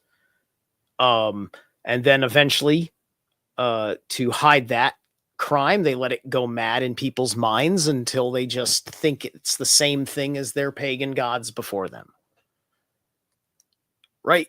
And so then it becomes the new kind of Christianity, a weird technological kind of Christianity that will then have its antithesis version pop up, and it'll get worse and worse and worse as it spirals down the inversion in the Ouroboros. Yeah, the way I look at it, religions and belief systems, like one of the things I've been thinking about lately is thinking of belief systems as organisms. They evolve, they adapt throughout time. They have a certain kind of a diet. There's a sexual reproductive aspect to it. It's all these dimensions are kind of there. And sometimes I think, like when I think about like Christianity, for example, like I know we had a lot of discussions on Christianity about like, is it really, biblically accurate? But I started thinking lately, like, is that really even relevant? Because it's like, it's on the one hand, you have the Bible and the text and all the, what's accurate, what's not accurate, whatever. But then you have the sort of the egregoric consciousness of all the people who are shaping this belief system. And in a sense, it's real to all of them. And I wonder what really is the more real thing. Like, what if the text of a religion is just sort of like when it's in its embryonic phase? Like the book is sort of the embryo of the religion, but the kind of the egregoric consciousness that's shaped from it becomes the actual finished product. And that's something I've been kind of thinking about lately. And another thing I wanted to kind of point out about Saturn that I kind of find rather odd and peculiar is that it's the planet that's associated with kind of like grounding, sort of harsh truth, and in your face reality. And yet, from the perspective of the people at the time, it's the farthest planet away from Earth. And I always just found that there's a kind of a weird disconnect. It's a planet that represents grounding and realness and in-your-faceness, and yet the planet that represented is, the farthest one seen at the time, obviously before they discovered, Neptune and Pluto and stuff. So I don't want to put that out there. I think that's really, really interesting that you mention that. And I think there's relevance to this because Saturn represents as well, if we look at the cube, Saturn represents the inner direction. So you got the 6 directions, but that inner direction is represented by the sphere of Saturn, which is really going into the spiritual domain, which is almost antithetical. But I want us to just focus on this for a moment, right? Okay, so let's just look at what's going on here, right? So here we have the cross of Saturn in the middle. So we are definitely talking about Saturn because in the heart of the story is Saturn. Then we have the number 4 with 4 angles, 4 right angles, 1 and 2 and 3 and 4 right angles, which are meeting the 6 triangular points, right? And so here we have 6 times 30 is 180 degrees. Here we have 4 times 90, which is 360 degrees. So we have 360 plus 180, which is 460, which is 540 degrees. Okay, so we just put that back in the mind, 540 degrees being reflected here. Now these 540 degrees are then bound by another 360 degrees, right? Which we can then take is 800, is 900 degrees. Oh, okay, interesting. When we look at the inner 490 degree angles, which represents the inner reality, and so here we can see the 360, the sphere inside, which encompasses the cross. So yeah, we've got a triangle, a circle, and a cross. Interesting. Represented symbolically. Then we've got the 4 directions meeting the 6 fundamental interactions. Now, what are we looking at here? Okay, let's look at this one. So here we have the 4 becoming the 6, right? So we have this what stick, as we like to call it, becoming the hexagram. And this journey is obviously the journey of Saturn. And Saturn's journey thus becomes this process. And so if we look at this glyph and we look at this glyph, there's a lot being said here. This is like, and I want you to notice as well that expanding from the central cross, we have essentially these fundamental right angles here, which is leaving the hexagram. So there are 4 of these right angles which is on their way out of the hexagram, if we consider this carefully. And they then become the structure of the hexagram, which is quite interesting. So we've got 10 things happening here. We've got the 4 directions branching off, right, to meet the 6 points. And the 4 directions meeting the 6 points becomes 10, right? And then when we look at our fundamental structure here, we notice that when we consider the 5 in the center, the 15, there's always got to be 10 dancing around the 5, the 3 and the 7. Yeah? Always got to be dancing between. The 8 and the 2, there's always got to be 10 dancing around the 5. The 9 and the 1, always 10. The 6 and the 4, there's always 10. 7 and the 3, there's always 10 dancing around the 5. So 5 in its double octave, being expressed as the yang and the yin, as these 2 green and orange triangles here, represents 10. So we are talking about how the innate becomes the decimal system, becomes the tree of life. And obviously, going back to this diagram here, the secret here is Uranus. Now, Saturn didn't, sorry, did I say Uranus? I meant Pluto. Didn't Saturn have to send Uranus to his maker by chopping off his manliness? Is that right? Yeah, didn't Jupiter then do that to Saturn as well? But I mean, this is an interesting concept in how 4 represents the Taoist idea of not being alive, right?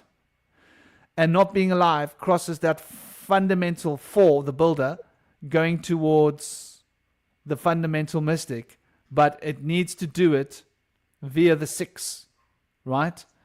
And the only reason it's able to do it via the 6 is because 5 gives it the impetus of movement. Otherwise, it would be stuck and stagnant.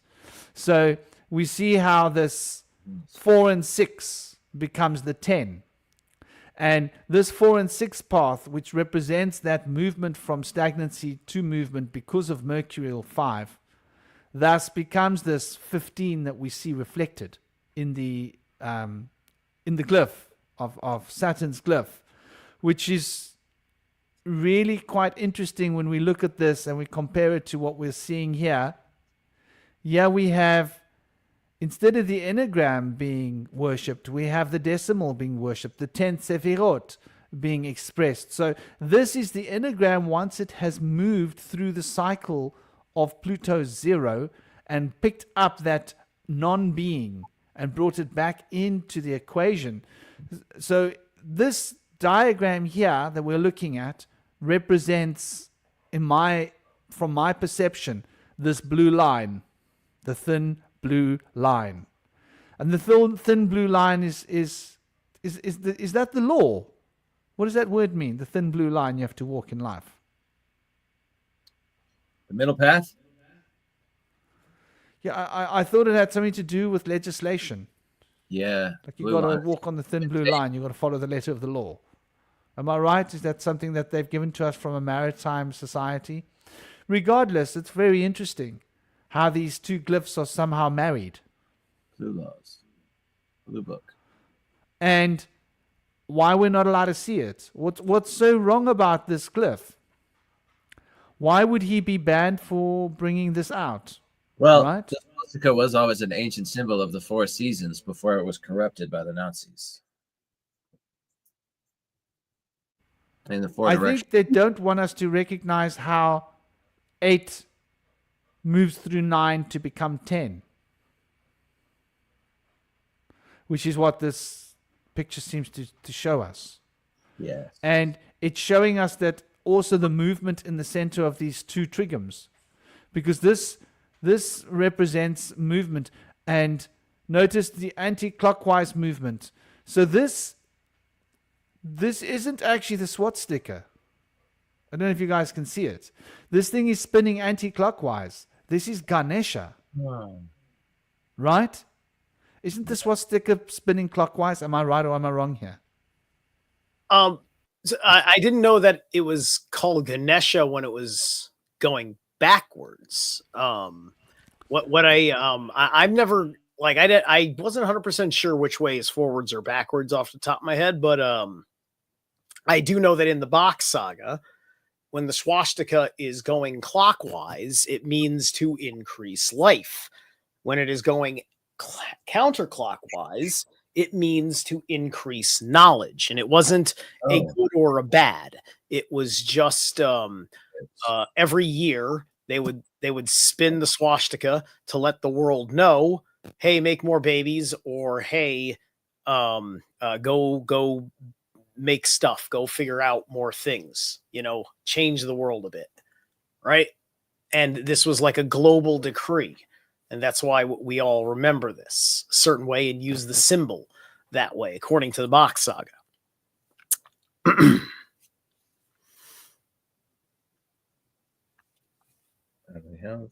Yeah, Ganesha, just by the way, with Tusk. pen and spinning cross. Let's see if I can find a beautiful image of him that sort of reflects all of this so beautifully. But Ganesha is the scribe of the heavens. Yeah? And so this symbol of the anti-clockwise rotation is Ganesha's symbol, which is that principle which can remove obstacles from life. And the removal of these obstacles from life is due to the knowledge that was gained through Ganesha. So Ganesha, being the scribe of the heavens, broke off one of his tusks in a story, and broke off this tusk in order to be able to be the scribe of the heavens. So there's an element of a mercurial energy reflected in Ganesha as Hermes, because the scribe of the heavens, this is a very mercurial thing, essentially. So, I think it's very interesting when we look at this Ganesha principle. And here we can see Ganesha with his beautiful spinning cross. I'll try and flash it on the screen. So there we see it. Full screen layout, maybe we'll get a better image of it. And we can see quite clearly here the potentials of these vibrational energies, which is holding the secret of Brahma in it, and Brahma representing the four directions. And that Brahmic knowledge is what Ganesha holds. In fact, there's a story where Ganesha is the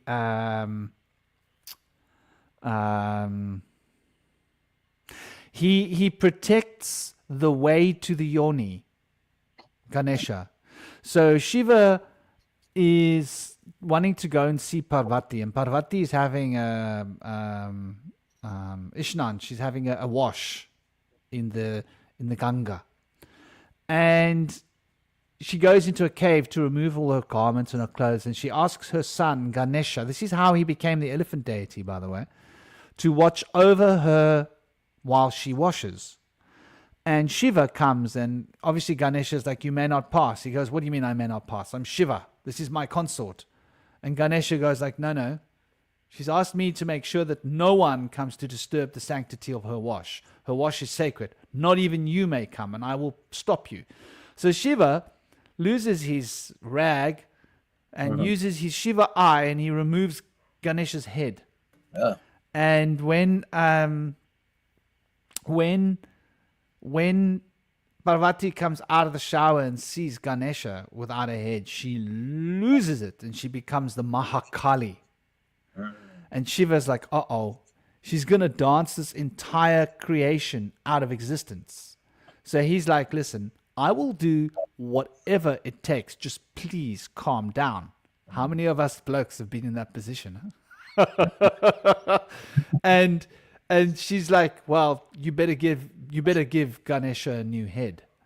So Shiva's like contemplating and going, okay, I tell you what, whoever or whatever comes past next, that head I will give to Ganesha. And of course it happened to be an elephant that comes past.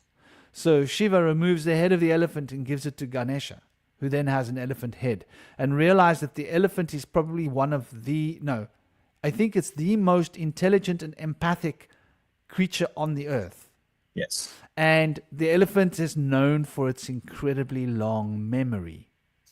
Yes. The memory being the access to the knowledge. So this sort of like reflects what you're saying here, Zerilat.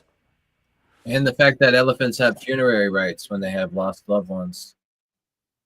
Very empathic. Yeah, these elephants, like I've looked into the eyes of elephants in the wild, hey. Wow. And when they're not like restrained or tied up or trained, when they are just an elephant in the wild. And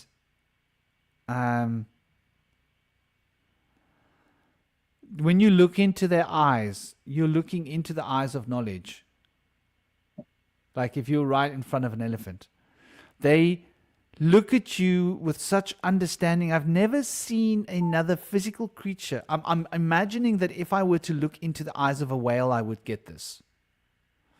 But they look at you with such understanding of like where you're at, who you are. This creature could understand who I was and why I was here. Yeah. Like there's something extremely intelligent about these the elephant in the room. I love that. Yeah, Vincent, the elephant in the room, man. Um, but yeah, you know, totally. This going back to the story of this Ganesha, you know. So this rotating counterclockwise is completely in alignment with the box saga representing knowledge, because Ganesha represents the knowledge of power of the gunas. And these 5 gunas is how you're able to manipulate space and time, right? So the god of magic is essentially Ganesha.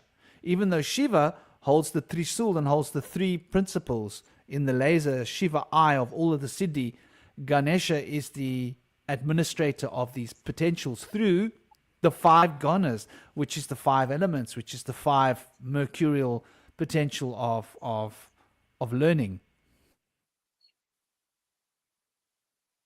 Yeah, I also wanted to mention that similarly, the abracadabra magic spell was used to dissolve pathogens and conditions down by reducing the word as it was repeated. They would take away a letter each time until it was brought down to the last letter A. Or there's a different way in the ancient ways that was written. They would take away the first letter and bring it down to the last letter, which was also A. But it would go like this.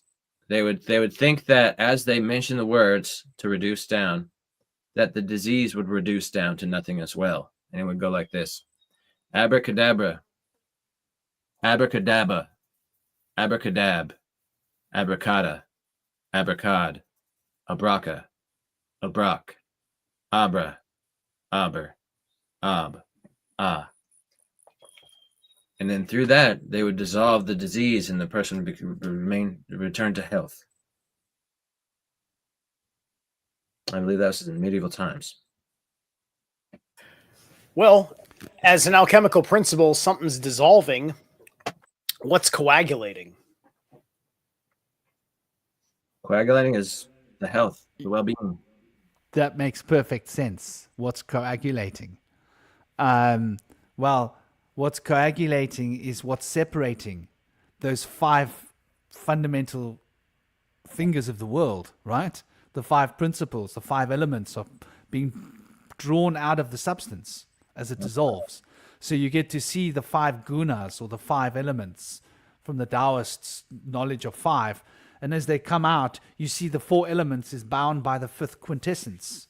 And this is the structure of the pentagram, which is really that profound principle of movement, which is the principle of Mercury, which is producing this transformative power between the salt, which is being drawn apart and perfected until it becomes that it gains that quality of spiritual sulfur, yeah, in order to become demanifest. So sulfur you could see as unmanifest, salt you could see as manifest, and mercury you could see as that gateway between manifest and unmanifest. And that obviously comes back to Ganesha. Interestingly enough, even though Ganesha relates to Mercury, which is the number 5, Ganesha's power numbers are 9 and 3. So when you chant the the Ganesha Supreme Mantra goes Om Svaha, Om Shrim Svaha, Om Shrim Hrim Svaha, Om Shrim Hrim Klim Svaha, Aum Shrim Hrim Klim Glaum Svaha. Aum Shrim Hrim Klim Glaum Gam Svaha. Aum Shrim Hrim Klim Glaum Gam Ganapataya Svaha. Aum Shrim Hrim Klim Glaum Gam Ganapataya Varavarada Svaha. Aum Shrim Hrim Klim Glaum Gam Ganapataya Varavarada Sharvo Jhanamaiva Shamanaya Svaha. So you've got the full enneagram being reflected in this 3 structured mantra, that's the supreme mantra of the Ganesha power, which is like raises your cone of power, raises, the more you cycle that through your consciousness, it raises your cone of power, and it puts you to a point where you can literally transcend the physical limitations of the 4 elements of time and gain that profound 5 movement of Mercury in order to be able to transcend. And Ganesha is also the god of magic, essentially. So, you know, if you've got something that you want to change that's holding you back in life, Ganesha is where you're going to turn.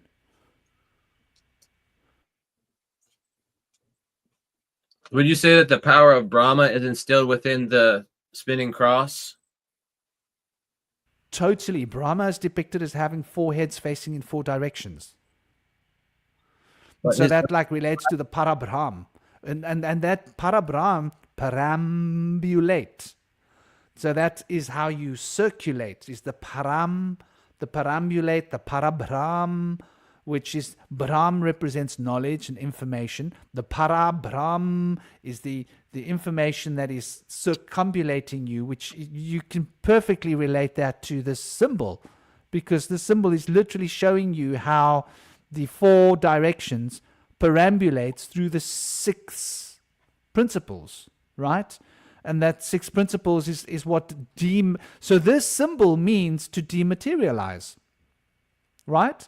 Because the 4 is spinning in an counterclockwise direction, and it is binding the hexagram, which is the Merkaba, and the Merkaba is that which transcends physical into the spiritual. So you're taking something physical and you're making it non-physical in this diagram.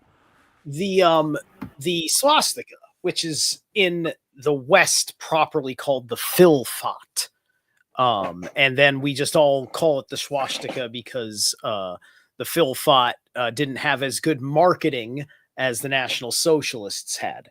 So the Philfot is basically a bind rune, and it is the Uwaj rune, and you're just crossing it like Gebo, and then that creates the swastika. That's what creates the Philfot. So you use those 2 runes, and that rune, it represents death and rebirth. It represents it's the alchemical. It is kind of like an entropy and the generative principle kind of rolled into one. It's a very as above, so below symbol. That's in the runes? Yeah. The rune, it's the rune Uwaj. Let me spell the one, because like that, and it's pronounced Uwaj. Let me see. Let me I'll pull it out from my set. Where is it?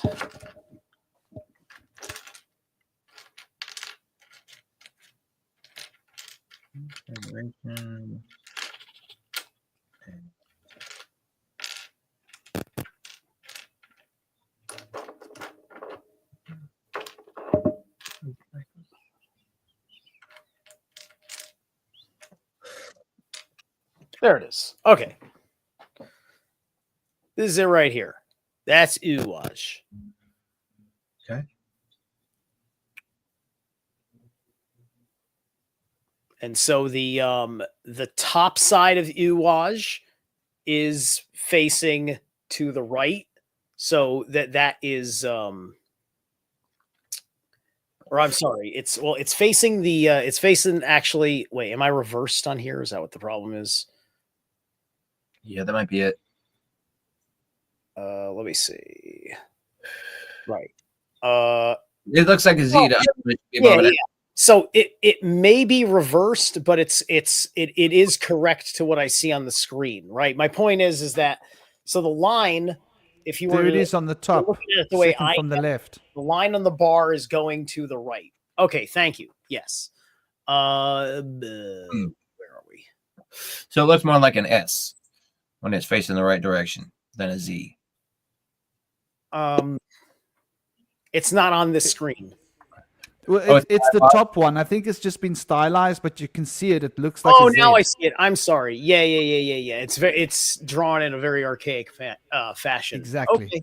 Right. Yes. So that's what it is. That's the way it looks when it's not mirrored. It can't be reversed. And you can only mirror it by flipping the polarities. And so that is what I would assume would be clockwise motion. It looks like counterclockwise to me. What about you?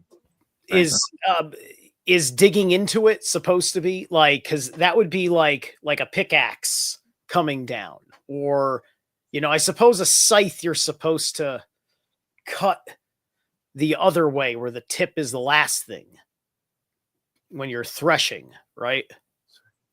Yeah.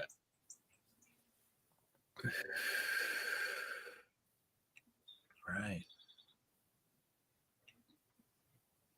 It's also reminiscent of a lightning bolt, isn't it? It is. It's a little bit like a lightning bolt. Saulo for the letter S, which is the soul, the sun. As well, Dagaz is also the sun, but it's daylight in the sun. But yeah, no, it is a little bit like a lightning bolt. That and Saul are very lightning bolt. They're kind of like, they're just like crooked lines is kind of like the way they are, because it all kind of flows in one stroke. Does it represent energy, harvest energy kind of thing, or Well, strength? yeah, it like this is kind of like the symbol of rotation, right? That's what this is. It's the fire wheel, right? It's there's fire above, water below. It's churning the chasm of creation and bringing the elements together, which is inherently destroying the elements to transform them. It's a blender. This is the blade in your blender, in your cauldron of your magical creation. It is the center, in the center of your magic circle. You would to create the circle, you walk around clockwise with the energy projection from your fingertip, your crystals, your sage, whatever you're doing. Circumambulation. Right. Yeah. So it rotates clockwise to create. Right? Because that's what I do when I do magic, because I know whether I'm right about what I said about this rune, I do know that I want to go clockwise to open my circle and counterclockwise to close it. This symbol a lot reminds me a lot about the ancient symbol of the proto language symbol of Tet, which was portrayed as a symbol with either a plus in it or an X in it. And from that, you can make the swastika by taking out a little portion. Right. Yeah. That's all sigil craft. That was the wheel of the gods. And it was taken away from, I think, the Latin language. It never made it that far. It was removed. It was supposed to be hidden. I think it comes from a symbol of a snake. And a serpent represents that energy movement, right? Yeah. Serpent, like the way it flows. It moves like that. And so Tet represents a serpent, represents Leo, represents the head of the dragon of Ouroboros. So this then becomes basically the dragon of Ouroboros as a symbol, which then relates to the number 4 as the north node. Yeah. As relating to the number 1, relating to the Ouroboros, relating to the projection of the future, like you're talking about, or the past, the 7, the mystic, of the south node and the Neptune. So I can see completely. Probably what you'll find in these old ruins is there's two forms of the ruin. This is a very interesting concept. If you reverse that ruin and make it go the other way, yeah, like if you draw it like it's spinning the other way, then it becomes a highly manifestational ruin. So I can wonder whether the ancients like hid this from like common knowledge, that if you play with those lines, you're going to make it spin the other way. You're going to make it become highly manifestational but you can see like putting two of them together represents, I think, there is two already here, right? So you've already got two things happening, but now if you allow that two to multiply to 4, then you've got 4 things happening. And when that 4 is spinning, it multiplies itself again to become 8. So like the 2 becomes the 4, becomes the 8. And that's like that whole Saturnial story, which is quite interesting, So I think there's a powerful connection here with Saturn, especially you say at the center of your wheel, right? The center of your circle. So it's almost indicative of your axis mundi in a sense, isn't it? Everything's spinning around it. Yeah. Absolutely. Yeah, Zeriloth? Yeah. I was trying to grab a picture of the demiurge from earlier that I was talking about because it just relates, because the snake motion you were mentioning, it also has that correlation, because you could look at it as the snake's head on top. It's coiling around the trunk of a tree, because this is how snakes climb trees, and then that's his tail sticking out on the other side, because that's how the snakes move fast. They tighten up their coils, so that way they're kind of perpetuating themselves on their bellies with more feet, as it were, by moving in like almost like a spring motion. Right, that's the demiurge. But I'm trying to grab for you a particular picture, because he doesn't have a snake body. He just has the lion head, but the snake is coiled around him. Yeah, so let me try again, because I tried to grab the file and it didn't download properly, so I need to grab a different one. Yeah, man, but I see like the idea is there that the snake is sort of coiled around. It's that world serpent, isn't it? It is essentially the Ouroboros. Like a sneaky snake than like a wise serpent. This one. Yeah, like on the understanding of the mythos, Jormungandr has largely been understood as kind of the egregore of Jormungandr is through that the encroachment of the empire and an empire's belief system, because they had to deal with aspects of when pagan Rome was trying to take over, they would be dealing a whole lot with the major snake anti-gods in their pantheon. I'm trying to remember the darn name, Hydra or whatever. Like they had their things that they would throw at them, and then they try to play the good guy because Zeus will come in and help you out, kind of thing, right? When really it's all just kind of part of the god's game. And so Jormungandr became this world serpent because of the trying to keep this borderland, and this is why Thor is always in the east. He's keeping back the values of the foreigners from being forced upon their people. They don't want it, their women don't want it, so on and so forth. It's the right thing to do is to go off in the east and kick the ass of anybody who is showing symptoms of wanting to be part of this this beast.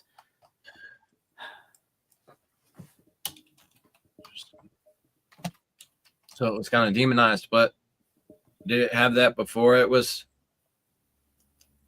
repositioned as demonic symbol? Jormungandr was originally sacred symbol before that, was it not?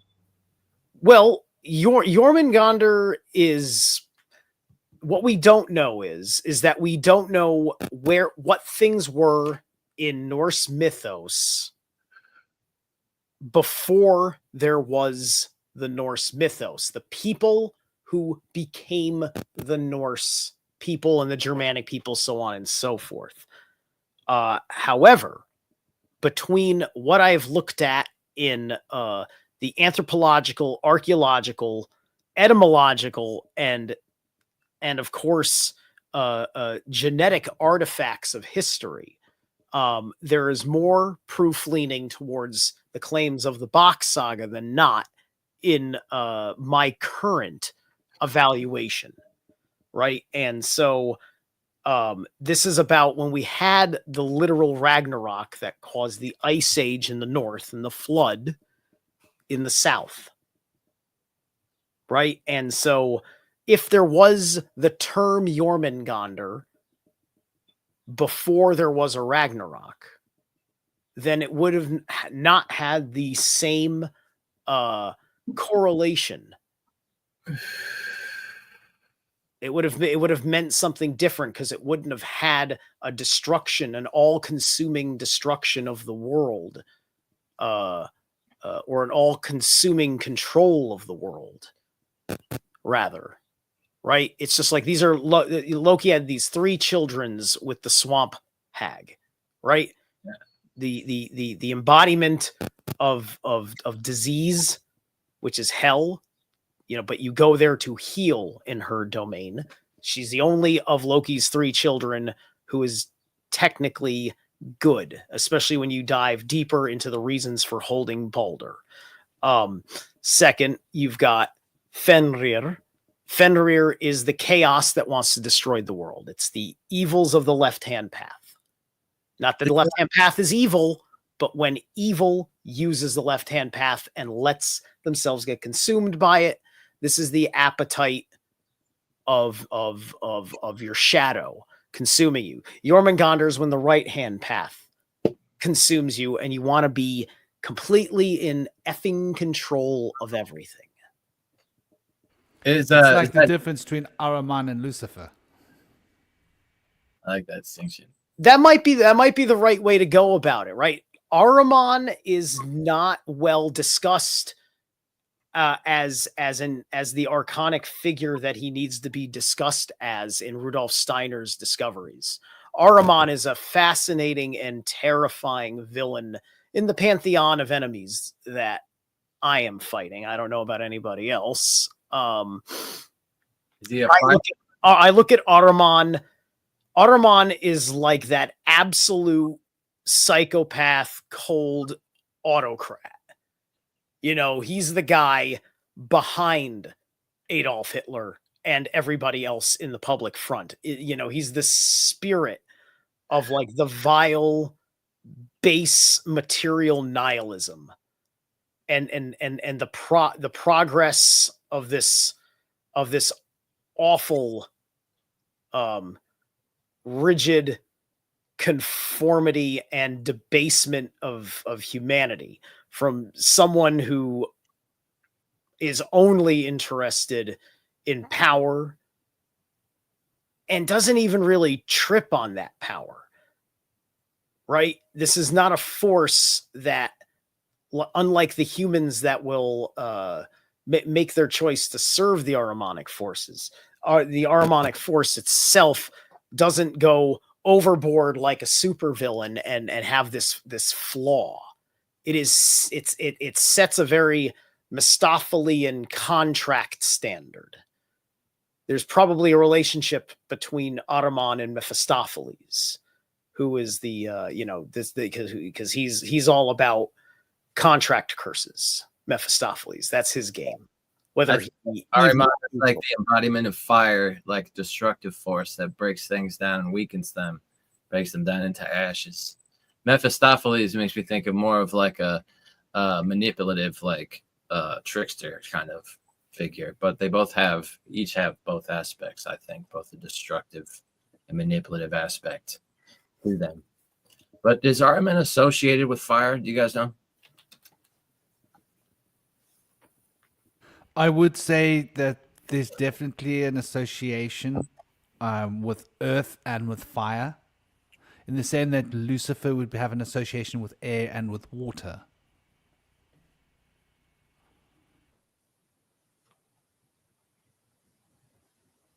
Like he says, Ahriman represents control and like turning us all into chips in the head, like control your thoughts, control your actions, like put you in a little box, put you in that tiny little box of absolute, like turn us all into bots. Where Lucifer represents that escapism. Yeah? Like I want to escape from physical reality. Like a lot of people studying spirituality get caught into the Luciferian path because all they want to do is open their higher chakras. They don't want to live in the real physical world anymore. They want to escape off into spiritual bliss, but there's actual real work to be done here, like you're saying. Like there's a real fight, yeah, Serilat. There is a spiritual war. We can't pretend there isn't one happening, and we've got a role to play here in physical reality. And it hurts. It's cold. It's hard. But that's the role of Saturn. Like we've got duty. We've come here to play a role, and we've got to play our role, whether we like it or not. There's no escaping that. And that escapist idea of just me, I can go and be so free that I'm free of all of this responsibility. That's a Luciferian thing. And that me, where I'm so heavily densed up in responsibility that I don't even have my own freedom of thought. Yeah. So that the two poles of absolute freedom, which is a cage, and absolute loss of freedom, which is a cage, is, I suppose, the same thing, really, isn't it? Yeah. You know what? I got the thing. Give me 1 second. If I can share screen. There we go. This is the one. So this spear is broken. Can you see that? Yeah. Okay. So the spear here is broken. If you can see my cursor on the left-hand side of the screen, his right hand, this would have been like the spear that represents the axis mundi. This is basically supposed to be the earth. Then here's this is the demiurge. He's got the snake wrapped around him, and he's holding the earth off its axial tilt. And on his body, he has Scorpio. I think that's Capricorn. There's Aries, and I think that's Libra. I see the scales. So he's got some zodiacal symbols to represent himself as a cosmic force. And I think that's something in Latin or Greek that I can't read.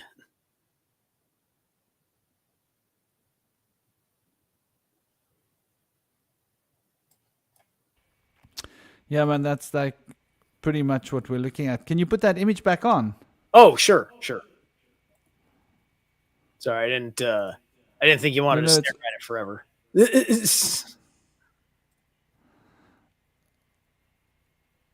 All right. I think it's back. I find it interesting when we look at this because what you'll see is if you are staring at the ground, right? So if you look down at your feet, there's a anti-clockwise motion wrapping the serpent around you. Yeah? Yeah, I see that. Yep, the tail's right here. It's definitely ascending. It's definitely ascending. Yeah, and that ascension revolves going towards knowledge, right? Mm-hmm. Going towards the spiritual domain, where if there's like the lightning bolt goes the other direction, if that makes sense, which is interesting. Like, so this is representing, in a sense, going towards understanding the sacred knowledge, yeah, of the construction or the architecture of the universe, which is obviously Saturn, is it not, in a sense? And it's interesting. The spear, it's not supposed to be broken, or is the spear just broken because the statue was broken? Yeah, I believe the statue was broken. I'm not 100% sure of the story. By the way, there's the head of the snake over his third eye, Yeah, wrapping man, up behind his crown. that is so reminiscent of ancient Egypt as well, is it not? With the asp and the serpent yes. coming over their head, and India, you know. Yeah, yeah, yeah. And that serpent is I think it was Upper Egypt that Yeah, the snake was on King Tut's. Yeah, it was King Tut. King Tut had the serpent and the buzzard, I think. And I think the buzzard was Lower Egypt and the serpent Upper Egypt. Because Upper was in the south or something like that. that's right. The two goddesses that were sisters represent that. The vulture, buzzard, vulture, yeah, whatever. It's the same thing, isn't it? A buzzard is a vulture. Am I not right? I think they're the same. Yeah, they're if it's not the same thing, they're in the same family of carrion, meaning they're Yeah. you know, scavengers eating the dead. Yeah, basically. In India, they still have a practice in some parts of the Himalayas where they actually feed. They feed people to the vultures. I mean, no, they don't feed people. Sorry, they feed bodies to the vultures. They chop up the body into bits and then let the vultures carry it off and eat it. Yeah, Yeah, as like a burial tradition. yeah, In Tibet vultures as well, got I think. they have a particular kind of stomach acid. A vulture can eat your bones. Right? They can digest bone. That's one of the number one reasons why you don't see bones usually of like when any of the deer and raccoons or whatever pass away. You know, there are plenty of bone eaters that are out there in your biosphere. That's very interesting because that would explain these ancient traditions. Like people wouldn't want other dark magicians to get hold of their bones and use your power to do dark magic, would they? Well, you know, the thing about your bones, I mean, Isa is a rune I would say is associated with the bones for what it is in its simplicity. Isa was mentioned with the Axis Mundi situation, your spinal cord. Marrow, your core genetic storage is in the marrow in your bones. And and so this is where your regenerative principle is. Cancer research often involves deep bone injections or to extract. They extract samples of a person's marrow from inside their bones, and then they can use that in cancer treatments. Right? There are many a famous story where things are resurrected as long as you've got the bones, right? The most famous Norse story of this is when Thor is going to the home of a particular Jotun who is normally not a problem, and you know, just like kind of like a more of like a cordial Jotun who had a family, and Loki was with Thor, and Loki convinces this Jotun. I forget the Jotun's name because he's the same Jotun that Thor and Tyr bring back the cauldron of the universe. They steal the cauldron from. Anyway, it's the same guy, and they're and Thor is out on mission, so he's got his goats. Now Thor has the power to resurrect. Thor has magic where it is of no concern to him to slaughter his own goats to eat. He'll eat his own goats and then use magic to bring them back to life as long as the bones are not I don't know if the bones can be broken or not, but you mustn't take the essence from the bones. You mustn't suck out the marrow. And the legs of Thor's goats, this Jotun sneaked in some bone, and when Thor resurrected his goats, their legs were maimed. I have a feeling this is part of Capricorn as a story, which thus ties it into Saturn.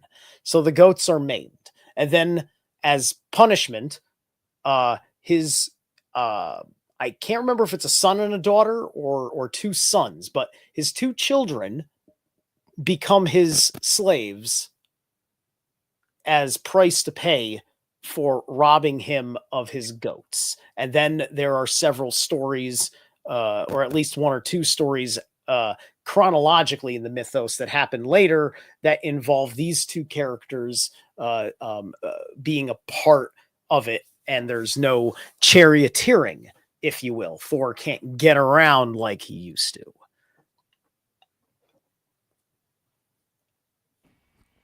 Yeah, these stories are quite telling, you know. Like you're talking about Mera, and I'm seeing like Meru. And Meru is like the axis mundi, is the spine of the world, also represents the spinal column in your physical body. So it's a metaphor that represents both that sacred mountain, the axis mundi, the world tree, and the spinal. So, like you can see how the word Meru and Marrow have some kind of an etymological connection, Yeah. which is quite interesting. Thought of that too. Good point. Yeah, the notion of the bones, like bringing us back to Saturn. Yeah, bones imply structure. Ethics. Okay, so the word ethics involves Aleph Tav, right? The Alpha and the Omega, the first and last of the Sumerian. Well, I call them Sumerian. Basically, the Phoenician alphabet is what became the Paleo Hebrew, which is what became the different Shemite tribe alphabets, which became the Aramic, and the Arabic alphabets, which became the old ancient Hebrew alphabet, which became the Middle Hebrew, and then the Hebrew, and then like it's been turned into modern Hebrew. But so it all comes back to that Phoenician, and that Phoenician they were originally writing in Sumerian scribble. So I always call the Phoenician Sumerians because the language that they rewrote with new symbols was actually Sumerian. So the words, like all those God words of Paleo Hebrew that became Jewish later, like many thousands of years later, are actually Sumerian words, Sumerian names. Hence, we can see like Ea as being the first. Ea, that Ea is probably one of the most universal names. But the bones relating to Saturn is very, very interesting because that structure of when you think about a compass, you think about a moral compass, right? It's supposed to align you with your center, right? Like this is my center. This is me being in a state of integrity. This is who I am, and I'm not moving from who I am because I'm revolving around this axis mundi of me, of that integrity, of bringing all of these forces together. I think that's what this represents. When I look at this image, it speaks to me about integrity. It's like you're integrating all of these numerations into a single structure that, like you were saying, reflects perpetual motion that is bound in a perfect structure of geometry and mathematics that reflects and references all of the numerations in perfect symmetry and harmony. Yeah? And also gives total structure to this process, which I think is what like morality is. Like we don't steal, we don't lie, right? We don't take what's not ours to take, right? Like in the old times, people took this personally, right? Like if you took somebody else's thing, they'd come and like they'd beat you with a club or something. If you take another man's woman, see where that gets you, like none of us like dishonesty. It's like an innate human reflection, isn't it? Like when we see someone being dishonest, it I don't know about you guys, but it leaves a taste in my mouth that I don't like. Like it riles me up. So I think this natural tendency towards integrity, of being true, of being authentic, of being honorable, of being trustworthy. Trust, isn't there a really interesting word? Trustworthy. The trust is a Saturnial contract, isn't it? So when a group of people get together and they put something in trust, they're putting it into a contract of Saturn where there's good faith. And so good faith, trust, Saturn, morality are all sort of connected in this sphere of integrity. And I think that this Axis Mundi is also a metaphor for like knowing who you are, finding your own sense of morality. Like, this is where I'm at. I won't go further than that. Like, you want me to do what to a child in order to join your little cabal? Excuse me? I have to do what to a child? And then I get to be in the big boys club and get to drive one of those fancy cars and be like an important person. You know where I'm coming from? Where do you draw the line? Where do you have your element of like, this is what I will do and this is what I won't do to gain things? Like, I'll rather work hard and sweat off my brow than quickly go and like, oh, that person's not looking. You know, that kind of mentality. And so that hard work relates to Saturn, relates to, yeah, there might be an easier way to get things, but like that hard work. And this is an issue I have with a lot of cryptocurrency. I don't know how you guys feel about cryptocurrency, but I see cryptocurrency as like a bid to move us away from real trade to this digital world. I do not trust the digital world. You know, this digital world they're trying to lock us all into, because the moment they've got us all locked into that digital world, then like what is left? I don't know. What are your thoughts? How does this relate? Yeah, I'm with you. I really feel like they're trying to make like a world currency, and that's like how they're going to be able to do it. That's going to give them a platform to create that. And also it could either do that or splinter away or do both into a million different currencies, and they'll start to gain and lose value and become worthless. Here's the problem. Like they would have to they're talking about competing with every like person capable of writing blockchain code. And they would have, they would have to say, okay, this is our nation's or our world's one crypto. And then everybody else on the hackers side of things who knows what they're doing will be like, nah. And then they're going to do their own kind of thing. Right. You know, and the only way that they can get this level is in parts of the world that are low trust societies, where people don't like having interpersonal transactional relationships, right? Because cash has to be that way. Showing up with your plastic connection to your bank account, has to be that way.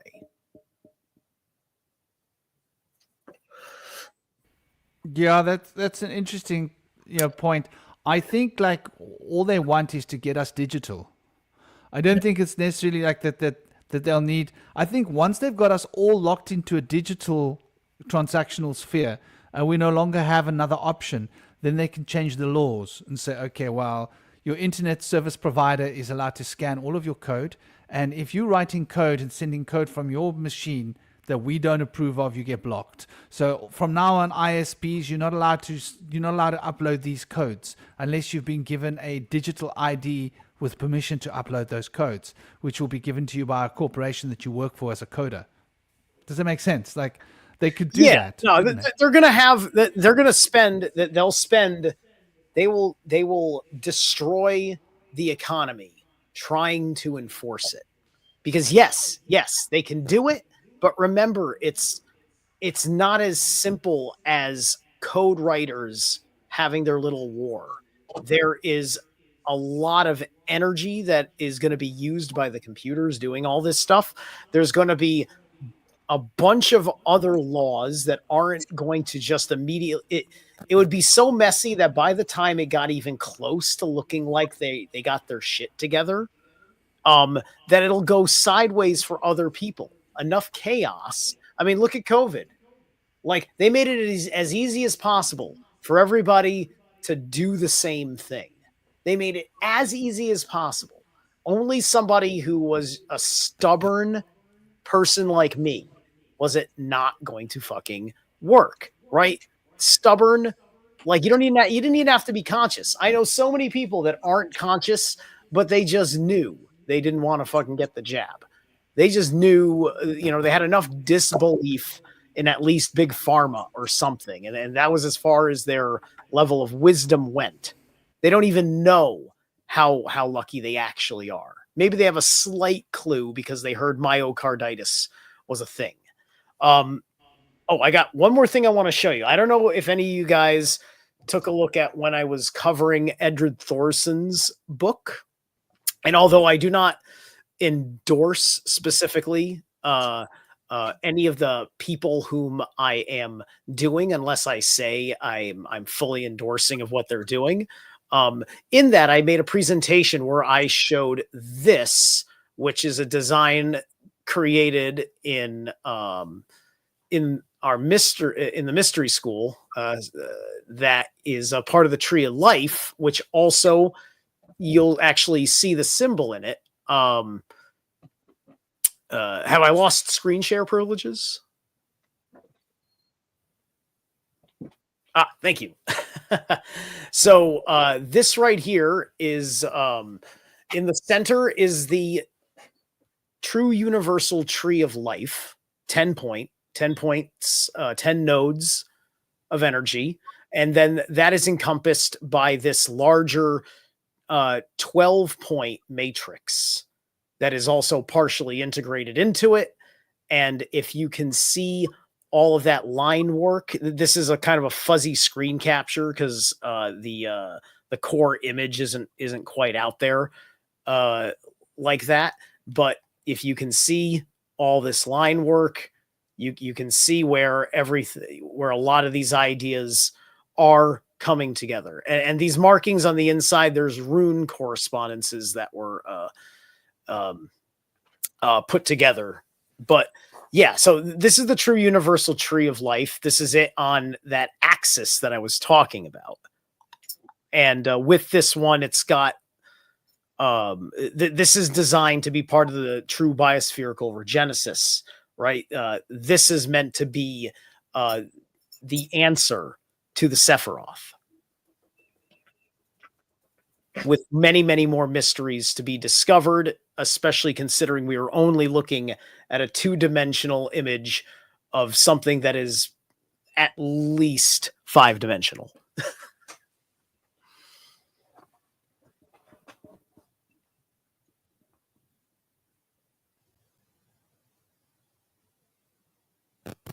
Yeah, I'm seeing an enneagram in the center. Yeah, precisely. And then around the enneagram, you've got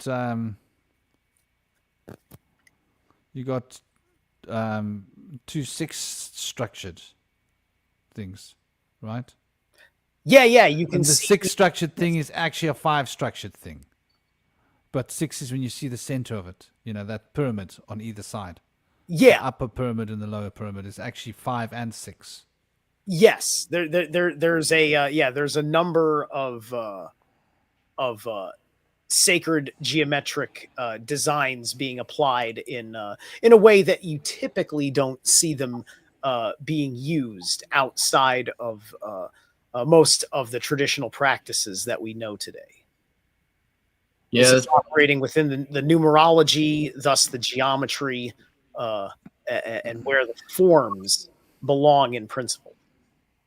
This reminds me of a study that somebody did that tried to articulate that the tetragrammaton is a map of when you combine the seed of life and the flower of life with the Sephirothic labyrinth, is a map of a Sephirothic tablet that was able to have a lattice that achieved some kind of energetic power that gave the Ark of the Covenant the power inside of the tablets that it had.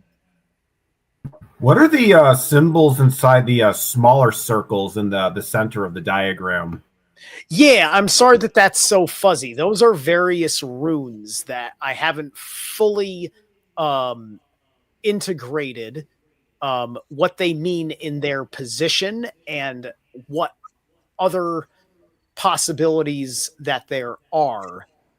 Because it isn't all the runes. It's just that there's one rune per each of. There's 10 runes that are in here,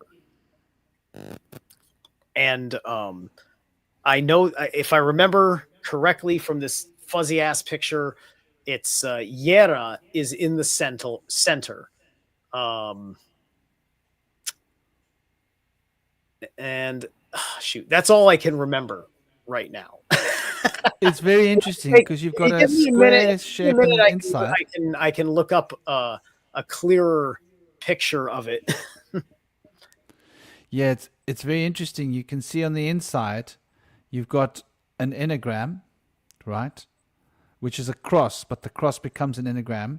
And then at the bottom, you've got a the rest of the pyramid, which is part of the enneagram, contains five nodes. And on the top, you got the enneagram, I mean the pyramid, which is also a part of the enneagram that contains 5 extra nodes. So the 5 extra nodes, when part of the enneagram, become 6. So you've got 5 on top, 5 underneath, and 9 in the middle, which is 19.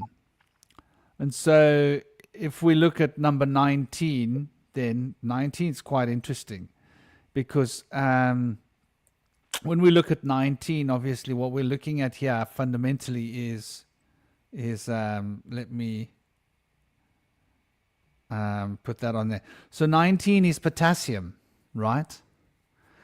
And potassium is one of the most important nutrients that you give to a plant in order to create substance. It's 19 is a number of the sun, right? And photosynthesis is flowering through potassium. So potash is where the word potassium comes from. And it's what you've, like anybody that's grown any of those wonderful things you guys are all enjoying, yeah? You got to feed potassium on the flowering cycle, man. Once your plant gets past vegetative mode, you got to start increasing your potassium intake. By the time you get to like 4 weeks, 3 weeks, you got to be maximized your potassium by that stage. So, you know, your 21 days into flower, you've got to upgrade your potassium because that plant's going to want to take in that potassium.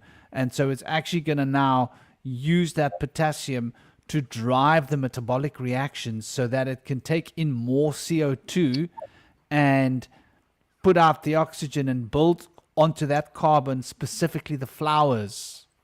Yeah? So that flowering stage of all plants that produces fruit, that produces food.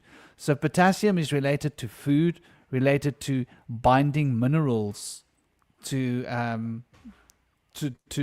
fruit or a flower or whatever it is that's growing, that all living things essentially require, except for some creatures that will really eat the vegetative mass, which is the just the green leaves like grass and stuff. But most creatures need a flowering mass of something in order to be able to, because they don't have all of those stomachs that the cows have, for example. So they need more sustenance to gain the nutrients, the minerals out of the substance. And so potassium becomes that gateway for this process. So it relates to the life force becoming cells. It's very interesting. And so that 19 is then obviously being reflected in this glyph. Okay, you took it down. But in that glyph that you had there, that number 19 is being reflected quite strongly. So I would relate that to a glyph of the solar emanations. Yeah. The 5 below and the 5 above, which is Mercury, right? That motion, the digits. You see this whole digital thing. The whole digital thing is like talking about the digits, the 5s and the 10s, isn't it? I'll just say real quick, the K in potassium comes from the Latin name kalium of potassium, which we also see in the word alkali or alkali.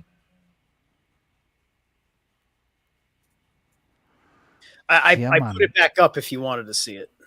Yeah, no, definitely. It's this is what I've often thought. Like there is no depiction for the tree of life, and everybody's gotten used to seeing the tree of life as we see it. But really, you can construct it any way you feel fit, as long as the principles of symmetry and the principles are being adhered to, and the numerations are in their proper order. And I mean, this is the beauty of the tree of life. We've become so fixed in what the Golden Dawn has shown us, and I look at that and I go, yeah. Every tree of life I look at, I go, yeah. Which is why I've constructed the tree of life looking from the top down in the enneagram, the wheel form, because there's also a tree of life, but now you're getting the bird's eye view of a quantum spiral, which is also a form of a tree of life. But this one is quite interesting because what it's showing us here, and I'm going to just remove it, but keep it here because we can bring it back again, is what it's showing us here is this, yeah? This square here in the center, right? Between these 6 forces. So you got these 6 forces pointing through it, and there's this square being created here in the center, a rhombus kind of square. And we see that same thing when I'm looking here in. Hold on, I got to remove the other one first. Oh, they make it difficult. Here. Okay, something happened. But it's regardless, you can still see it there. I flipped it sideways. I'm trying to put it at the same angle. No, it's all good. It's all good. But you can see that square there, right? The rhombus. Yes. No? You got the 2 rhombuses on either side. And here you've got that line separating the 2 rhombuses. And you see that same idea of that rhombus here. There's that rhombus. So It's like a it's sort of parallelogram or something. It's a rhombus. Yes, it is a parallelogram. That's exactly what it is. A rhombus is a square when you look at it from a degree, from an angle, right? Okay. Yeah. If you look at a square from like a cockeyed angle, you're going to see a rhombus. Rhombus. If you like turn it over on its side from like relative to the perspective of the viewer. I see it. But yeah, I like that because I think like we need to play with the maths and the geometry of these principles and look at them. So you haven't have you assigned the runes to these guys yet? You said 10 runes, yeah?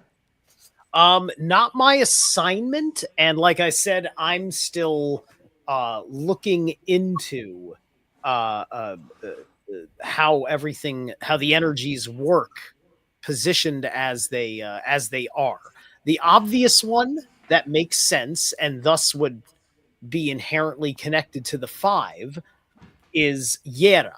Yera is what is in the center rune, and I believe I saw Sahul all the way up on top,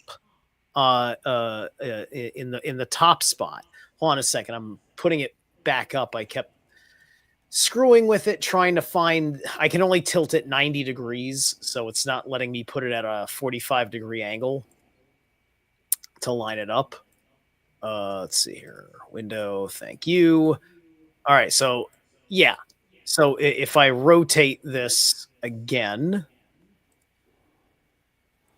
hold on. No, I think it looks good the way you had it on the side. But anyway. Oh, right. I was just putting. There's inherent meaning to it sideways as well, because you can cross this, right? You know, you can get fractal with it if you want, right? And it'll be perfect.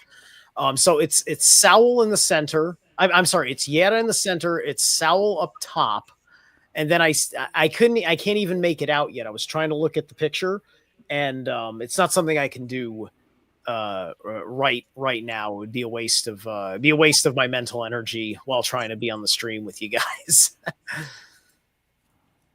Yeah, when you put it up like this, it looks to me resembles the Sephiroth labyrinth more to my eyes. Right. That yes, the Sephiroth, exactly. There are many different tree of lives, right?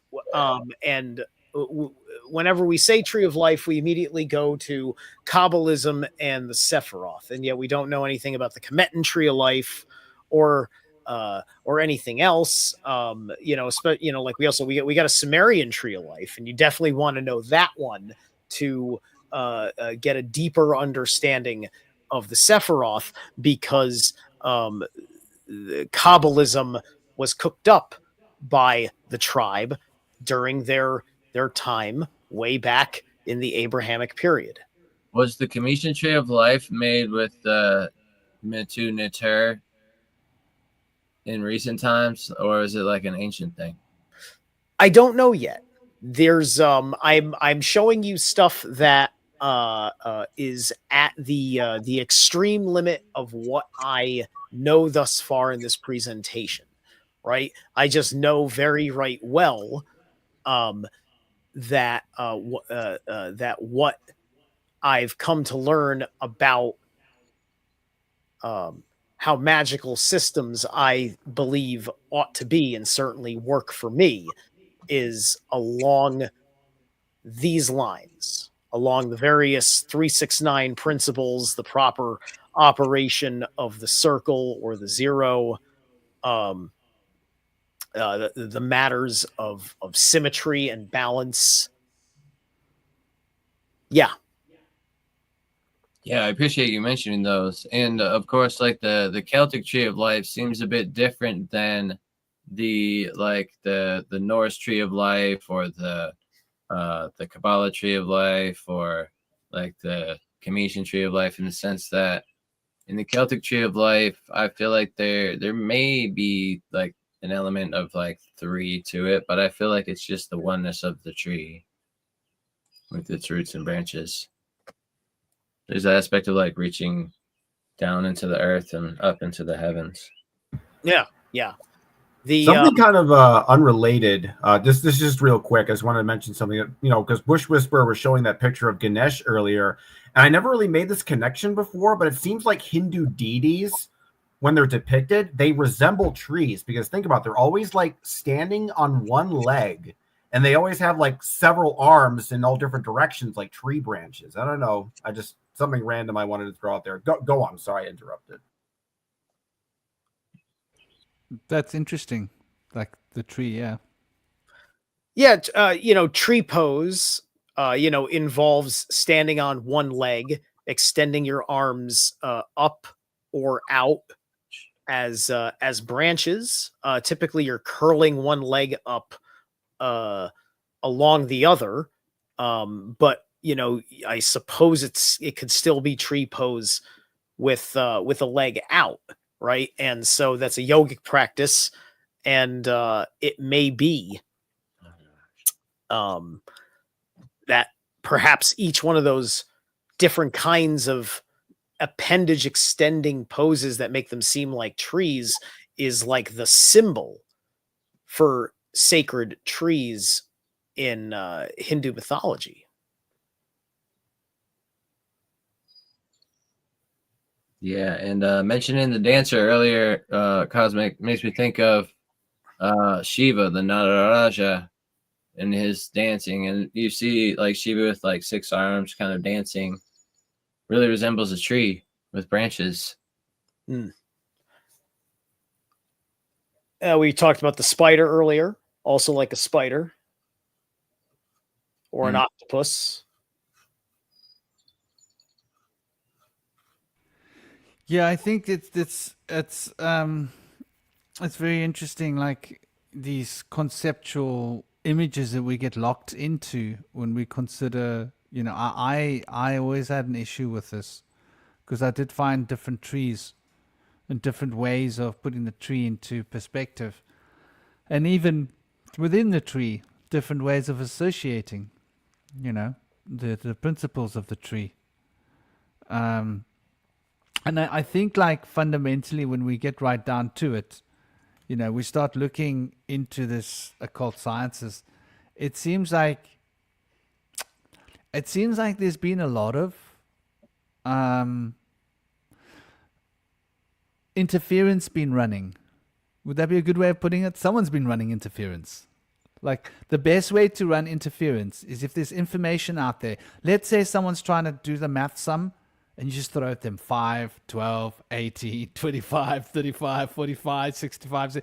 They'll never be able to do the math sum because they want to permute these numbers. And you just throw in a few extra numbers here and there and just turn it into like a free-for-all. And it seems like that's been done with the occult sciences to some extent. And it makes me wonder if it's by design.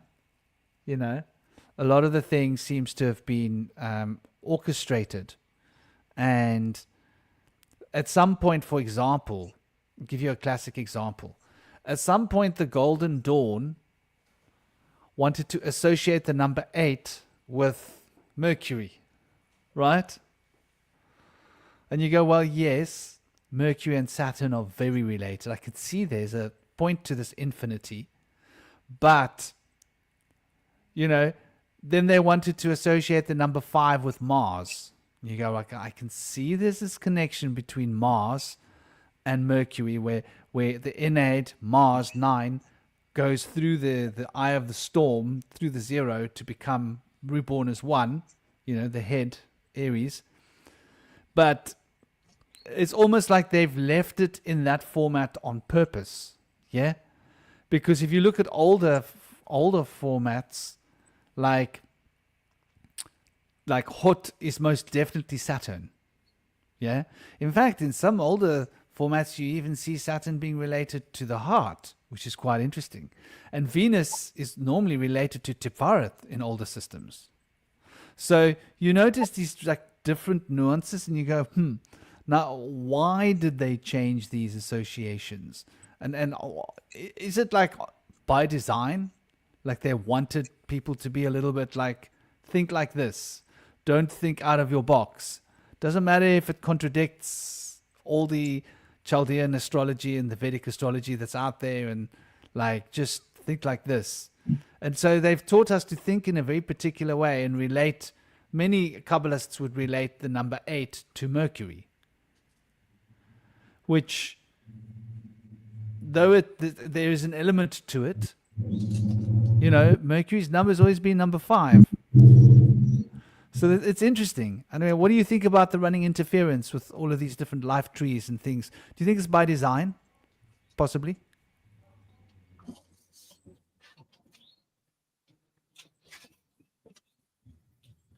Yeah, I feel like this is definitely a thing that, there's an aspect of the fact that the sacred tree of life and the rock or foundation and the name Jerusalem were all used to supplant the name of various goddesses.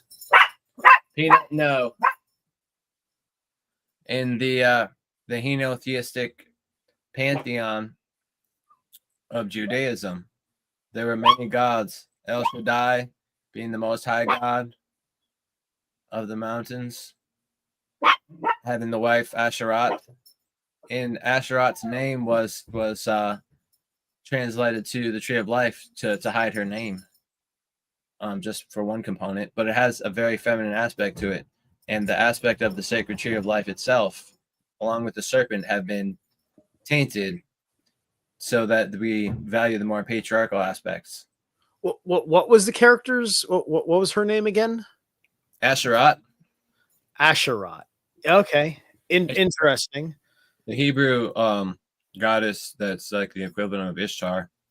Yeah. Okay. I see. I find that so interesting because it's kind of also a flip, because in Norse mythos, the first man and the first woman were made from trees, and Odin, Honor, and Lothar imbued their spirits into them. This is the tripartite soul aspect of Norse mythology. There's 9 parts to the soul, but there's 3 parts that are like the main parts: the above, the below, and the heart center. When Long people story short, the driftwood of ash trees. yeah. It's Ash was the man, and Bird. well, it was Asker, which was Old Norse for ash tree, and Embla, which was Old Norse for elm tree. But the elm tree was female, the ash tree was male. Cool. It's an interesting flip because it's not the only mythos flip in Norse mythology, where most cultures know the moon as masculine and that know the moon as feminine and the sun as masculine. It's flipped in Norse. The sun is the shining bride, and moon is where we get the word man. Oh, okay. Yeah. So it's been a good 3 hours for me, gentlemen. I have to make do with some things I want to do for my afternoon. Thank you Big so love, much. brother. Let you guys carry on without me. I appreciate you guys a whole lot. Thank you. Thank you for being on. It's been an honor having you on the show, and lovely. We'll do this again. Yeah, Sending dude. you big love. Yeah. Yeah, Blessings. absolutely. Om Let Shanti. me know. I'll let you know how I feel about getting on that day. All right. I'll see you. Input Take today. it easy, Take man. it easy. Peace. Have again soon. Much love. You mentioned Jerusalem, and it sent me rabbit holing, you know. And so the rabbit holing, it just there's no end to this rabbit holing. So salam means peace. Yeah. Shalom means it's a greeting, but it comes from the root of the word peace. And we see this in Arabic, we see this in Judaism, we see it everywhere. So then we've got the word which is pronounced yara in Hebrew. Yeah. So it can mean to shine. Yara can mean to shine, right? It can mean sweetness. And then when we go to Vedic and we go Jaru, it means crucial, right? So crucial means the cross of Saturn. Yeah. There we go. There's the cross, the crucial cross, crux. Saturn crosses this point, the firmament between the positive and the negative polarities. Yeah. And this is the Saturnian crossing point. You see the line that's drawn there and the invisible line of the two principles that are in opposition. It forms its own cross, and within that cross, it's got crosses, X's, lots of X's. So the word crucial relates to crux, relates to cross. The word, and that's jara in Sanskrit. And then when we look at yara in Hebrew, it's illuminate, shine, sweetness, honey, the land of milk and honey. And then salam means peace. So we're talking about that peaceful cross of Saturn, right? The peaceful place of illumination, the peaceful place. So Jerusalem is essentially, that's what they're sort of playing at, is it not? When they talk about this name. And I just find it interesting, you know. You can find it in all the languages, and it all seems to point back to the same thing. Yeah. Meru. Even Jaru. Check my memory. Isn't a Jaru also a broom that's used for cleaning? Let me check. Jaru means broom. Or does it mean to sweep or to clean? Jaru. Yeah. Jaru. But it's a D, but it's pronounced as a Jaru. Jaru. And a Jaru Mandala refers to an area swept with a broom. So it relates to like when you sweep an area with a broom, it's like a sacred cleansing of the space. And so you use a Jaru. It's interesting. To this day, the Buddhists in their like Theravadan monasteries, they have these Jaru that they use to make careful patterns on the ground when they sweep. And the Salem is like a sanctuary. So you sweep the sanctuary. Yeah. Create the sanctuary with the sweeping. It's powerful. Sankt. Sankt Uri. Uri meaning light. Yeah. Uri, the light that comes from. Sankt means the saintliness, the sank. Right, for the light. It's interesting.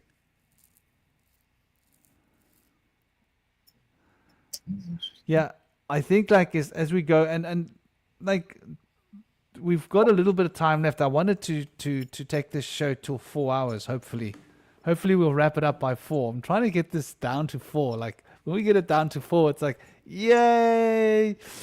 But the whole moral aspect, and I bet Cosmic, you're probably not necessarily going to agree, which is all good. You know, we shouldn't always all necessarily agree, because there are a lot of different sides to the cookie crumble. You know, to the apple pie. There's lots of different slices. Every slice has got some apple in it and some crust.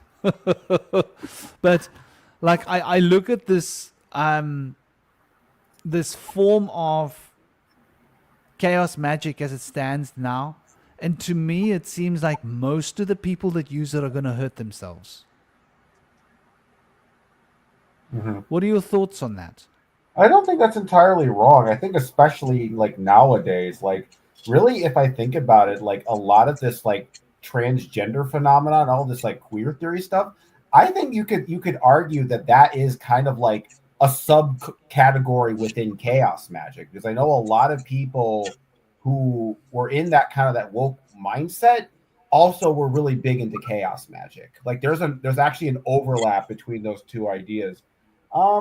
You know, I think that what the thing about chaos magic is, it's kind of a double-edged sword, because on the one hand, you have a lot of people who, you know, they're trying a bunch of crazy stuff. They're doing all sorts of, you know, weird and experimental and dangerous things. But on the other hand, there's a kind of a, you know, there's kind of like a 5-foot pole kind of approach to it. One thing I noticed about chaos magic is that once things start getting literal, and once things start getting more real and they're psychological, they tend to be like, whoa, whoa, whoa. It's like, because like, you know, when I'm in the chaos magic community, but when, you know, you'll have people talk amongst each other, but when somebody like starts to talk about like real entities or real objective stuff, they usually like push back. It's like, whoa, whoa, whoa. We're not talking about literal magic here. It's just psychological magic. But I think, you know, it's kind of like with anything in the culture nowadays. It's not just like magic that's a free for all. Kind of everything is kind of in chaos right now. That's just kind of like the nature of things. And I lost my train of thought. With chaos, it's like, I think you're right, though. Yeah.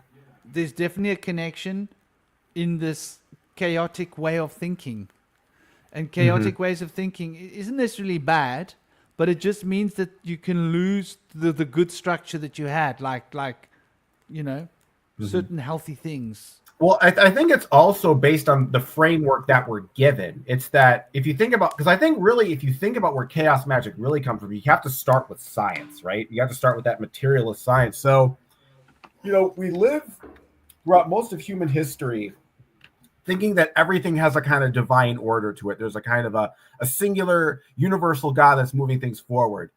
And what happened was, I think around the 20th century, I guess I could probably think that Golden Dawn is probably almost like the precursor to chaos magic. Like it's kind of like it's almost like in an in-between state.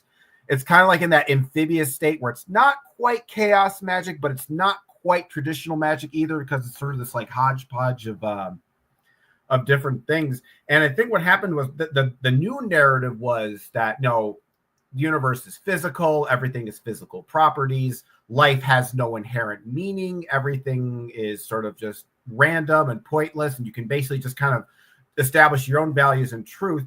And I think chaos magic is sort of the response to that, because I think on one hand we have a secular society, but on the other hand you have people that, even though they are atheistic and secular, they still want something spiritual. They still want some sense of, magic and meaning to their life. So it's almost like, well, I can't believe in literal magic, so I'm not going to be a traditional magic person, but I can believe in this chaos magic thing because it's just psychological, it's just mental. So I'm not really, dipping into anything that, the Richard Dawkins types would necessarily scoff at, because you can always just say, oh, well, it's just psychological. So it's this weird state where it's like real, but it's not real. And it's all depending on what you believe in. And I think it's honestly kind of postmodern too, in the sense that there is no kind of universal truth.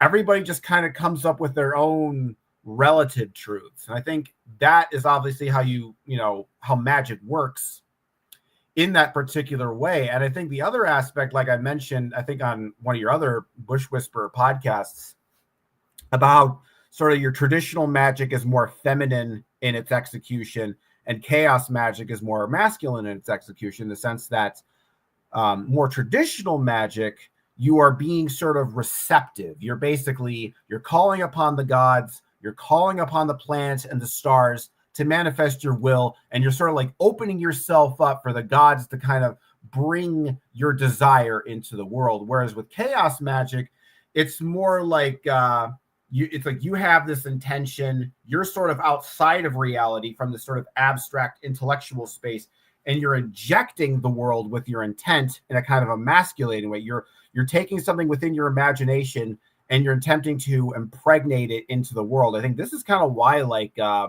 sex magic is actually so popular in chaos magic. The whole idea where you masturbate to a sigil and you manifest that into the world. You are literally inseminating reality with chaos magic. And I think, in the same way with, sexuality, if you don't have, and I think that's what it is. I think I figured it out, Bush Whisperer. Like if we look at it from this kind of the sexual point of view, it's almost like chaos magic is kind of like magic without the earth's consent. Because if you think about it, when you make love to a woman and you have a child, or you're just doing it for, fun or intercourse, there's a sense of, hey, I agree to having you sort of inject your man juice into me or whatever, and, have a good time. And I think magic is kind of the same way. When you're doing things to align to certain planets, or you're doing things that align to certain energies and god forms, you're essentially kind of asking the earth for consent to manifest your desire into the world. Whereas chaos magic, it's like you're not even caring about consent. You're just kind of like raping, the universal mind with whatever intent that you spiritual please. Rape. Yeah.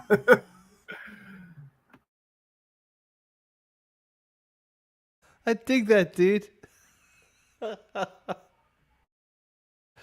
It's scary, though, what you're saying, if you think about it, the implications. You know, because this whole attitude of materialism doesn't really acknowledge the earth. It's like, these are just resources, we can take them. The fish in the sea, we can take them. There's trees, we can chop them down and use the wood. No consideration of, like you say, we've got to maintain the balance and the harmony of life. We've got to keep the oceans alive. We've got to keep the trees. We just take that greed. And I think this is where morality comes in. Because if you've taken enough, you wouldn't feel that you have the right to ask the earth for more. Like, gosh, you've given me so much. I've taken so much. I can't ask for more. No. I feel bad. There's not enough fish left in your sea. I can't ask you to give me more fish. What fish are you going to have left? That kind of mentality of like, it's very interesting if you look at the tribal societies, hey? Like, they only take what they need, right? And they're very particular about that. Aborigines, the tribal ancestry here of the San, or the Khoi San people as they're called, the Bushmen. And you see this in a lot of indigenous groups around the world, where they're very, very clear, like, if they're going to take an animal, they'll very carefully look for the animal that's old. And they'll be like, we're going to take that one animal. It's a big ceremonial thing. Yeah. And if you look at monkeys, when they take from a tree, right? They'll eat some avocados from this tree and they'll be like, oh, I'm going to move on to that tree now. They'll eat some avocado, they'll eat some fruits from this part of the tree, some fruit. Take a few bites of this, throw it down. I've taken enough of this. Something else needs to eat the rest of that avo I've taken a bite from. I'm going to go to that tree and take some of that avos and throw some of them down. So now the other creatures at the bottom end of the tree get to eat your leftovers. And then, the field of life, and the tree has still got avocados in it. So if it's not the perfect season for those seeds to take root, some of the avos will fall later for the seeds to take root. And the next trees will be the increased potential propagation. Like, there's a natural balance to things. And humans have stepped so far away from that because of this materialistic anti-animist philosophy, where we've taken ourselves out of the world, literally in our minds, like you say, and the whole idea of masturbating at a sigil. Like, let's talk about this. Yeah. Like, I've known guys coming out and they've got like, I got a problem. Like, you got a problem? Yeah, dude. Like, your eyes are crossing over, dude. Like, hairy palms, that's a problem, dude. Keep it in your pants, dude. It's like, I've been single for like 5 years, but I've got an addiction. And that then feeds porn addiction, right? Which is interesting. Then these people come to you and they tell you, well, they've also developed a porn addiction. Why? Wow. Because they constantly, like, what are you doing when you're masturbating at a sigil? Could there actually be a real entity there that's feeding on your life force? Even though you don't believe in them, could there be a real entity there, coming there, feeding on that life force, laughing at you, going like, oh yeah, you're like wasting your beautiful potential to generate life, right? And you're not getting that emotional. There's supposed to be an emotional high with lovemaking, isn't there? You're supposed to feel emotionally connected to another human being. There's supposed to be a spiritual element to this. But you're just spewing out your life force and you're not even getting any sustenance back. Like when a man and a woman makes love, the man gets something back, doesn't he? He feels pretty damn good. Yeah? And it's not just a physical, like, oh, your testicles felt good. It's like emotionally, you feel good because you're giving a woman joy as well, right? It's not a selfish act. It's like if you're doing it right, you're thinking about her. If you're doing it right, you're not just thinking about yourself. And I think it is too, like when you really look at, because I think when it comes to, sex, because I was thinking about like consciousness and how is it that when you create a baby, you give it conscious? Because I'm thinking there's an impregnation aspect that, that obviously happens with the genitals, but I'm also thinking about the eyes. And I think there's a sexual dimension to eyes, because I've almost noticed that like when I make eye contact with men or women, it's a kind of a different experience. It's almost like when I make an eye contact with men, there's a penetrating aspect to it. I feel like there's sort of like lasers sort of like entering my mind. I feel like I'm being kind of like almost interrogated. Whereas with a woman, there's almost kind of like a vaginal envelopment. It's like their large pupils kind of like almost envelop your consciousness in that sort of way. So I think that in a sense that when you're sort of staring into someone's eyes at that moment of orgasm, it's like that's the part where the consciousness actually merges to sort of generate the soul that comes into the body that's being born. So I think, and this is something the Fae have definitely taught me, is that when it comes to sexuality and sex, I think maybe the issue is that we think that sex is exclusive to the genitals and not an aspect of the entire body and the entire being. We've reduced it to the very sort of coarse, minimal aspects where it's just like the penis and the vagina. And now I'm going to be, for real here. And I will admit that I am a porn enjoyer, but I have made a sort of interesting notice that when you watch a lot of these porn videos, when it's almost like these people are having sex, it's almost like they try to make it so that the genitals touch each other, but nothing else. Like they're just like everything is like separate, but it's like only the the downstairs bits are touching. And I think what's coming on with sexuality, it's like there's a kind of a weird schism that's happened, because we think that what's going on in our mind, our mental self and our sexual self are like separate entities altogether, and we don't recognize that they're one singular unit. And so I think when we create that schism and we create that separation, I think that's when that sexuality gets empty. Because I think even with like regular sex with another person, if there's no emotional connection and you don't really have any, you don't know the person, it's anonymous, then it really is, you're just using the other person to masturbate anyway. So it's almost like the exact same thing. And so it's like we don't recognize all of the elements at play here. We only think it's this sort of this physical sperm and egg thing. But I think that there's something that comes with the entire body, and there's something with the voice and eye contact and these and conscious experience sort of merging together that actually sort of creates the conduit of conscious. Because if you think about it, if you're just, doing the act, all you're really doing is creating a physical body. But when you have that eye contact and that sort of psychic connection, then you're also bringing a soul into the world. That's a theory. I don't know if that's, true or not, something I've been thinking about, but just a theory I have. I think that's what you're saying is very powerful, like about porn. The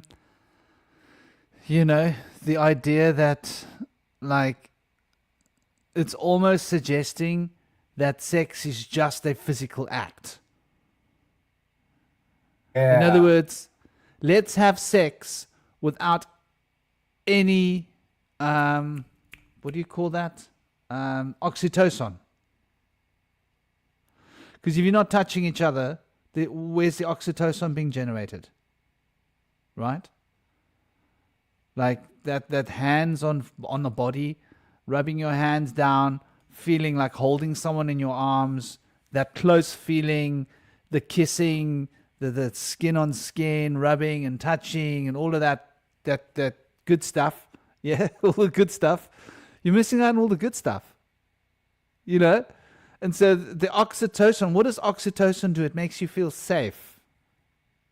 And when you feel safe, you're able to open your spiritual, emotional body. So what they're suggesting is keep all your chakras closed. Just use your base chakras, which is quite an interesting concept. And then, of course, it's like I was talking to my partner recently, like the world's gone anal, right? Literally. So like, I'm guessing, I mean, I don't know, but I'm guessing like anal is probably the thing. Is that not? Is that the craze? I don't know. I mean, there's so much of it in Hollywood and so much of it like everywhere, jokes, comedians, like everyone seems to be talking about that. So it must be the thing. I've even seen Joe Rogan make jokes about anal, So it seems to be the thing. Like how disassociative is that? And I really think that watching porn can feed addictions like masturbation, right? And ejaculation. Like, I don't know, like, who was it that said here that it makes you feel tired as a man? There's definitely something in that, isn't there? And Mexico said maybe all addiction involves some kind of energy vampire. Yeah? That's an interesting point, huh? Any addiction, all addiction involves some kind of energetic vampirism. And I think there's a lot to that, and this unpronounceable name, I don't even know how to say your name. What can I call you when I reference to you, by the way? And your comments on the screen, like, I don't know. Can anybody think what do you say there? Indy? How do you pronounce that? Is it just me? Like, is it pronounceable? Am I just not in the know? 5. It's not even a 5, is it? It's an S. It's not even an S. It's a euro sign. It's a C somewhere, but it's not a C. Eurocrates. Is it Eurocrates? I don't know. Eurocrates. Okay, Eurocrates. We've given a name to it. I think it's what? secreto. It's like secret. Oh, secreto. Ah, like secret. I like that. Secret, Eurocrates. So, life form, are we killing them for exchange of feeling great, but it turned to make you feel tired? Obviously, you feel tired because you're losing life force, right? Yeah. You're losing Jing. You drain you.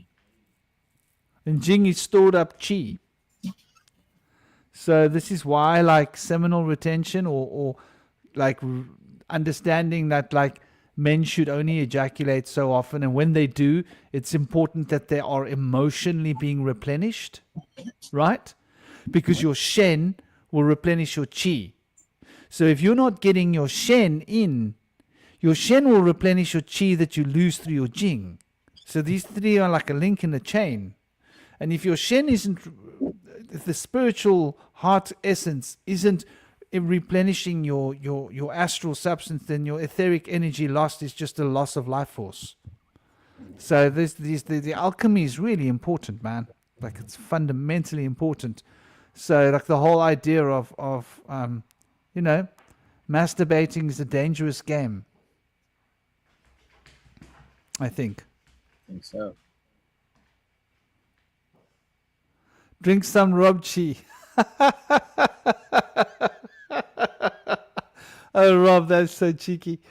But yeah, It lowers your vitality, so it could lead to you end up having more conditions down the road. It could help the pharmaceutical industry, it could help the medical industry, sick care system.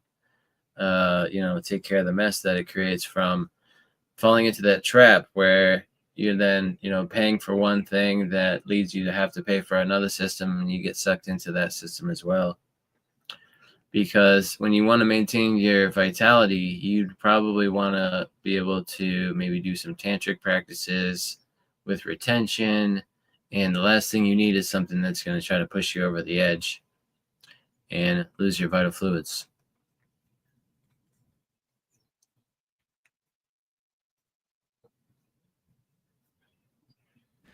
Yeah, I think this is like a really powerful point that we're bringing up, because a big part of this chaos magic does involve what I would consider the abuse of sexual energy. Yeah. And by abuse, I just mean not using it the way it was intended to be used. If I've got a hammer and I use it as a file, I'm abusing the hammer. It's not going to last. Yeah. Or if I've got a screwdriver and I try and use it as a hammer, it's not going to last because it's called abuse. So when I say abuse, I just mean abuse, using it in an abstract way. It wasn't intended. And I think the abstract, unintended use of sexual force in such a way is detrimental towards, like Indy says, towards physical health, towards psychological health, mental health. And what you mentioned, Cosmic, about the porn, I think that's really powerful. Like, what are the psychological implications of watching people having sex in such a bizarre, unnatural way? Yeah? Okay, here's the idea. There's a big piece of plastic. No, there's a wall. There's a glass. There's a hole in the glass. And the penis goes through the hole in the glass, right? And on the other side of the glass, there's a woman. And do you know what I'm saying? Like, this is how ridiculous it is. It's one step away from that. It's trying to make everything separate that's supposed to be together. So it breaks the energetic sharing potential. Come on in. Let's start doing that. I think at the end of the day, it just kind of boils down to not identifying with our brains and not identifying with our bodies. I think I am always on this tirade in pretty much every conversation when it comes to philosophy. I think Descartes screwed over the Western mind with this whole idea that basically the soul is ultimately distinct from the body.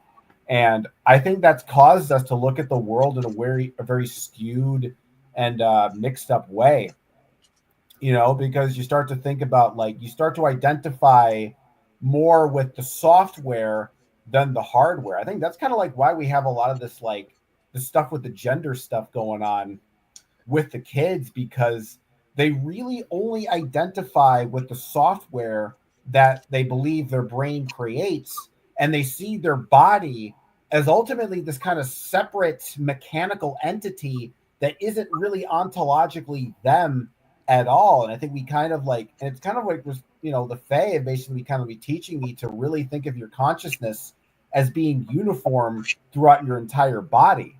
I think one of the other things when it comes to sexuality is that it's like what I kind of realized that, because a lot of people say that, the soul doesn't have a sex, it doesn't have a gender. I think, well, I had this experience where it's like, it's spiritually speaking, it's like they kind of like envelop me in a way, and I feel this warmth go throughout my entire body. And it's almost like my entire physical form is a phallus in a sense. And it's like my entire body like is a phallus, and it's almost like I orgasm out of my head or out of my body or whatever. And it really made me think about the nature of sexuality in a very different way. I think that's kind of why I realized like how weird it is that so much sexuality is just focused on the genitals, just focused on the bits below the legs, and not realizing that these male and female energies are persistent throughout the entire body, throughout the entire form, and all sorts of feelings and stuff, not just at a physical level, but at a metaphysical level too. And I think one of the other things that I've noticed with chaos magic is that it's essentially when I talk to a lot of these chaos magic people, they'll be like, oh, the gods don't really have genders. They're not actually male and female. They're actually androgynous and sexless, and God doesn't have a gender, and God's androgynous. And it's like, and after these experiences I've had with the Fae, I'm kind of like, I don't know. I don't think that's true. I think there is a sort of to a lot of these deities that, male and female are aspects of consciousness that extend beyond the physical. And we've been taught that sexuality and male and female genders are something that is exclusive to the physical plane and has no actual existence in the astral, mental, or spiritual planes as well. And I think that in a lot of ways that skewed our thinking and the way we perceive our bodies and the way we perceive reality in a very skewed and mixed up way. Yeah, I think there's a lot of truth to that. And, who was it? Zephyr was saying about the human body works to a degree. If you don't use it, you lose it. That is true, but also if you overuse it, you lose it, right? Like, how many miners end up with like crooked backs? And how many football players end up with like damaged knees, or runners, So, and then they end up having to have knee replacements when they're older. So I think balance is the key, but not just balance, it's how you use it. Like doing exercise is great. If you're going to run, go run on soft grass. Yeah. Go and run cross country. That's fine. Running on tar roads, make sure you got a really good pair of shoes. And even that might not be enough. You're better off running cross country or swimming. So, it's conscious use of your body to preserve it and to make it last longer and be healthier so that you don't get old and decrepit. But definitely, I think the don't lose it works two ways. And then, is sex about feelings or is sex about sensations? I think that's a brilliant two ideas, because I think sex is about bringing together the masculine and the feminine, bringing together the sensation of masculine energy and the emotion of feminine energy together, the spiritual and the mundane physical together, so that you can channel a being from the spiritual realm into the physical realm. So there's got to be the emotional astral and the etheric physical coming together in the masculine and the feminine force. So I think sex has got to have both components. It's got to be a physical, sensational force, and it's got to be an emotional force. And when one of those two components are missing, you end up with something that's a bit deranged.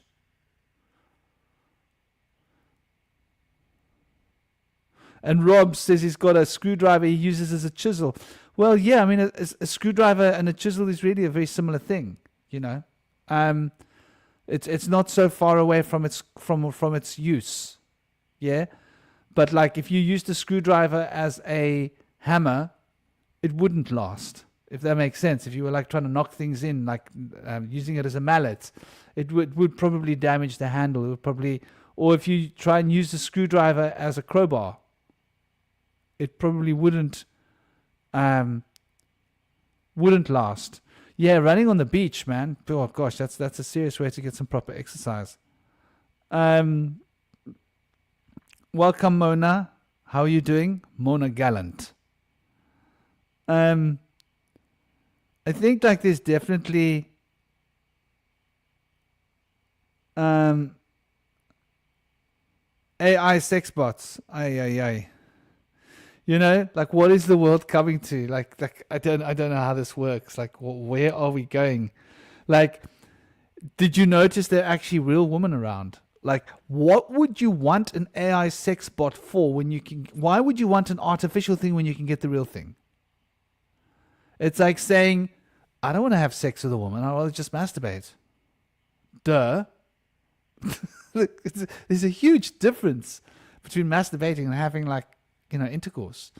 And even if you're having sex and you're making love, it's like there's as much of a difference between having sex and making love as what there is between masturbating and having sex. So you've got gears. Like, are you traveling at 5 miles an hour?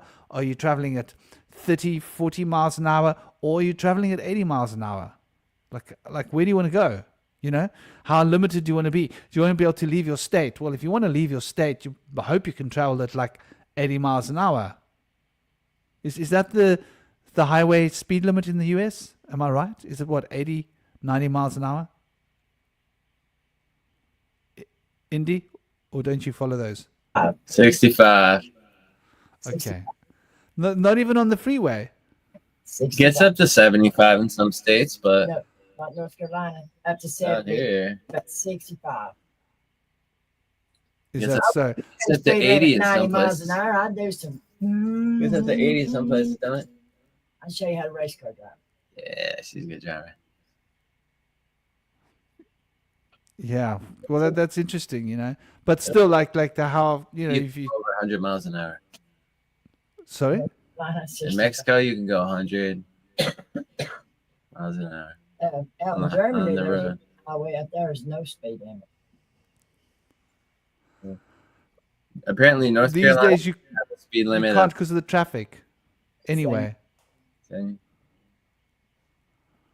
Like when I was a teenager, we didn't have so much traffic. At night, I could take my bike, like, off the clock. Uh-huh. Yeah. Where the clock is doing this, click, click, click, click. Because I had like racing cams, Yeah. and so like the clock only went to 200 kilometers an hour, but when you went faster than 200, then your clock would do this. Your speedometer just goes back from 0 to 200, back from 0 to 200. It just keeps going up, and but like you wouldn't be able to do that anymore, you know.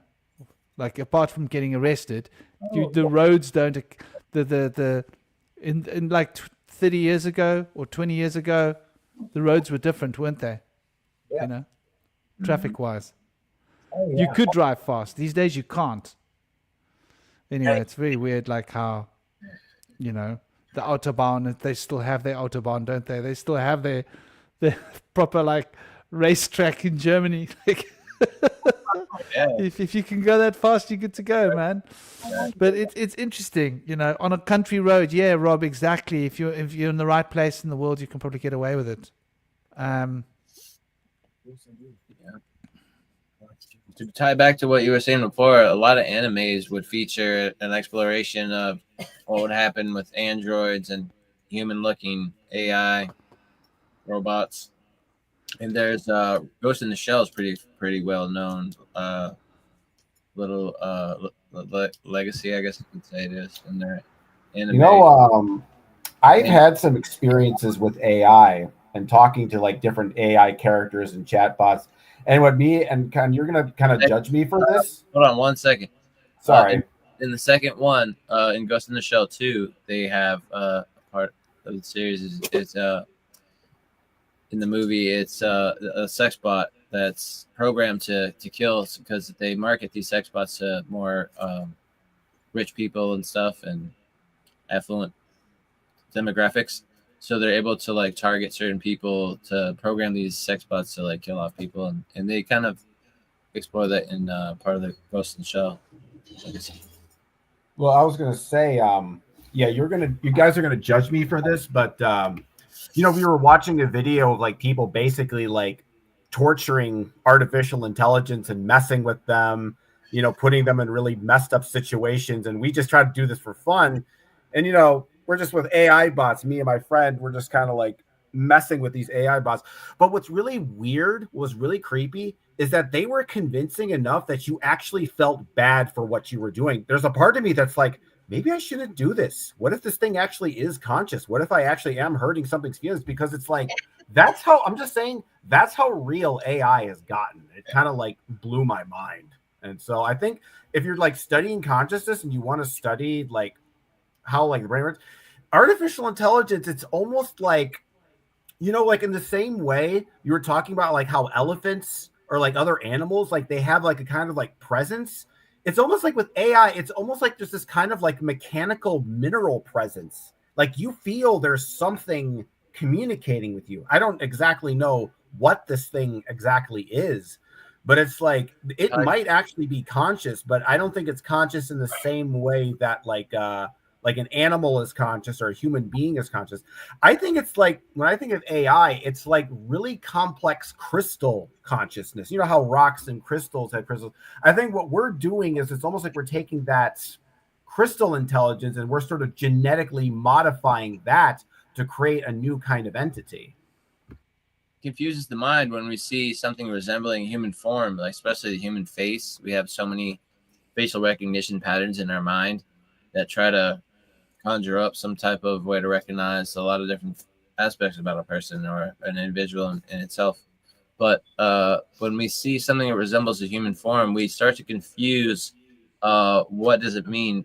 That looks like a person. I shouldn't do these things to a person, because in your gut, your subconscious instincts are to not harm another human being, and you're seeing something that resembles a human being.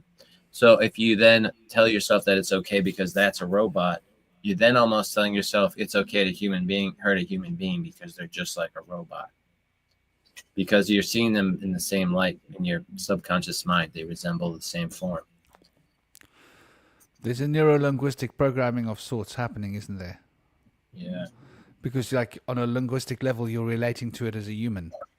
Your mind tells you human face.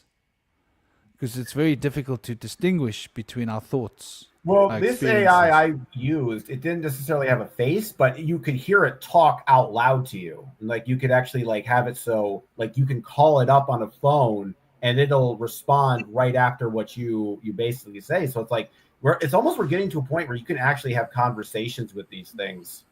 And it does feel like there's some kind of there's something weird going on. I used to think that it was totally unsentient, but I'm starting to think, well, maybe it's some kind of other sentience that we don't really know, or what is it? Maybe it's some kind of extra dimensional entity sort of using it as a proxy to kind of enter into our world.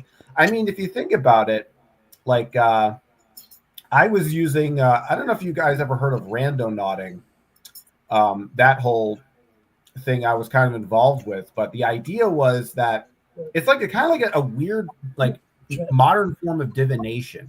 The idea was there's this app that found quantumly generated data in the world, and the idea was if you have your intent, it would show. So basically, the idea was, let's say my intent was purple, and the idea would be that this app would generate some point that's local to you in your area that that would have a lot of purple stuff in it. And you go to the spot that the spot directs you, and there's something purple. That's the idea that would work. But that suggests to me that when it comes to computers, that consciousness can interact with machines. Consciousness can interact and affect the number generation and random data. And I'm thinking with AI that maybe that could be the same thing, that either our intentions kind of give it life, or maybe something else, some kind of alien force is sort of projecting their consciousness into the artificial intelligence and using it as a kind of a go-between to talk to us. I wonder, because I think that if you want to really make an AI sentient, the problem with AI right now is that it all kind of follows like algorithms, and it's all very kind of logical, and there's all this very like logic to it. There's no real randomness. There's not that irrational element. And I think once that element is concluded, then you really have something that's very indistinguishable from human consciousness.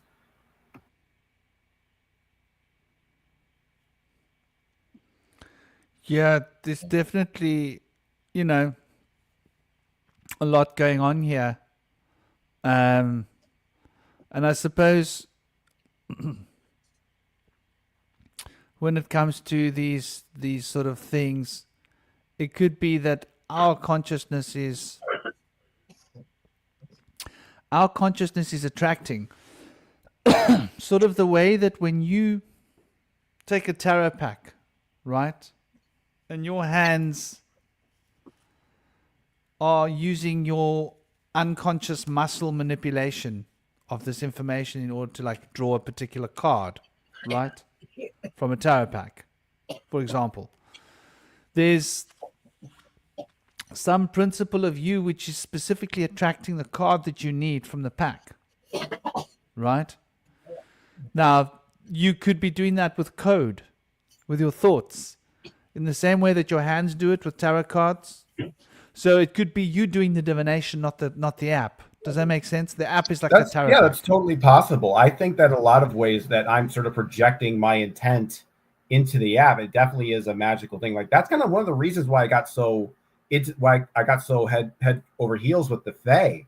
I mean, I think I might have mentioned the story about, because I'd already been channeling the Fae, but around 2019, 2020, and I was involved in Randonautica at the time. But I was still kind of in that chaos magic mindset where it's like, well, maybe it's real, maybe it's just a psychological thought form. And I remember it was like I had the intent was Magic Portal. And I remember while I was walking to the location that this random bot sent me to, I was having a conversation with one of the Fae I talked to, one of the main Fae, Cathiza. And we were both talking about spheres and like holding like an orb in your hand and using it as an object for astral projection, right? And so when I actually get to the location that the app sends me to, it takes me to a house that not only has a fairy statue, but a fairy statue holding an orb. And after that, I was just like, okay, I got to take this magic stuff a lot more seriously now. Like, this is not just like I've had certain coincidences like that. That's not the only synchronicity I've had, but you know, that's the one that really took me over the edge, because it's like, you know, I forget what I was trying to go for with this, but yeah, there definitely seems to be like, I think in a lot of ways it's like another divination tool. It's basically kind of the same sort of like digital principle, but using kind of physical locations instead of tarot cards or runes or whatever. Have you ever thought of asking the Fae whether they had some interaction with the technology? Oh, they interact with technology all the time. That's not really a question. I've seen it happen constantly. On that particular instance? I think it probably was. Yeah, because it seems like they were the ones who kind of directed me, because they wanted to kind of prove to me that I'm real, the stubborn skeptic that I am. They even get annoyed by me sometimes. It's like, come on, Cosmic. We showed you this really insane synchronicity, and you're still questioning our existence. Come on, dude, get it together. Well, we're reaching the 4-hour point, and really, This is like great. We'll actually be able to wrap up the show. What are the last sort of ideas and the things that haven't been mentioned that you guys want to throw on the table before we wrap things up? Is there what hasn't been mentioned? There must be bits. I can see Indy's been taking notes. He's got a list. We were talking about squaring the circle earlier in the show, and I just wanted to mention we mentioned earlier in the last show how I wanted to square the circle and circle the square, and we can make the circle one. And in doing so, the square's perimeter becomes 1.27329, and so, not repeating numbers. It's a derivative of pi. It's 4 divided by pi. So in essence, the square's perimeter is about 1.27%, 127% the size of the circumference of the circle. Go away. It becomes easier to understand the relationship between the square and circle when we make the Well, you circle better one. Be nice. Yeah, and they both have 360 degrees. Yeah.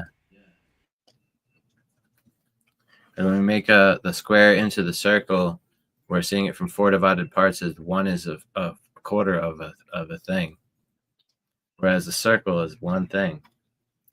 So I feel like it makes more sense if we could flip that paradigm and go to the feminine aspect as the oneness.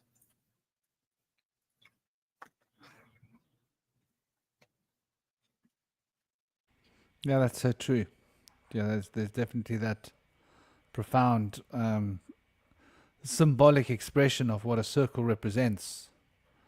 And it also represents like wholeness, does it not? In its fundamental states. What about you, dear Cosmic? What else is there you want to throw on the table?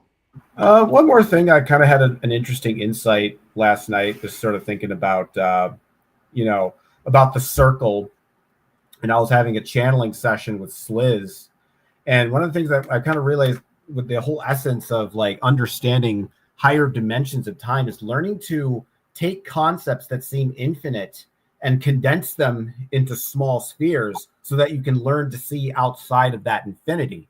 So I think what I noticed with like a lot of like belief systems and any kind of limiting belief system is that it creates a false infinity, a false sense of an infinite, everything is going around in one direction. And I think I think one of the things about the interesting thing about the circle and why it's the symbol of infinity, because if you think about it, it's a polygon that has an infinite number of sides.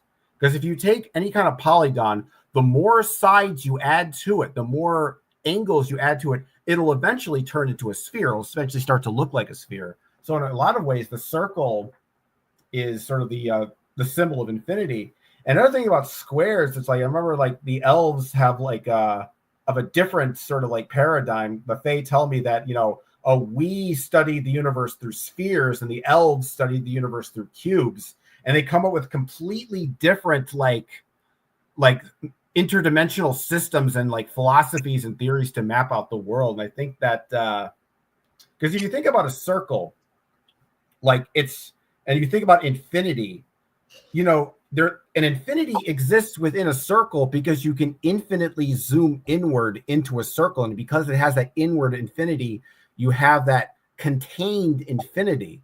And that's why they basically, come up with the word, instead of describing the universe as infinity, they use the word ozozo, which is like infinity beyond infinity. And it's like the reason and Sliz says something interesting is like, well, it's like the reason people can't comprehend anything beyond infinity is because you haven't come up with a word or term for something that describes infinity, and thus you have no reference in your imagination to conceptualize what that is. And I think it's kind of powerful that when you create a new word or a new concept, you have a new way of understanding reality. I think that's why magical languages are so important and why they're so powerful, because when you create new words, you can gain new understandings about things. I just kind of wanted to add that because Indy was talking about the square and the circle, and I was thinking a lot about circles, so I thought I'd add that my 2 cents in as well.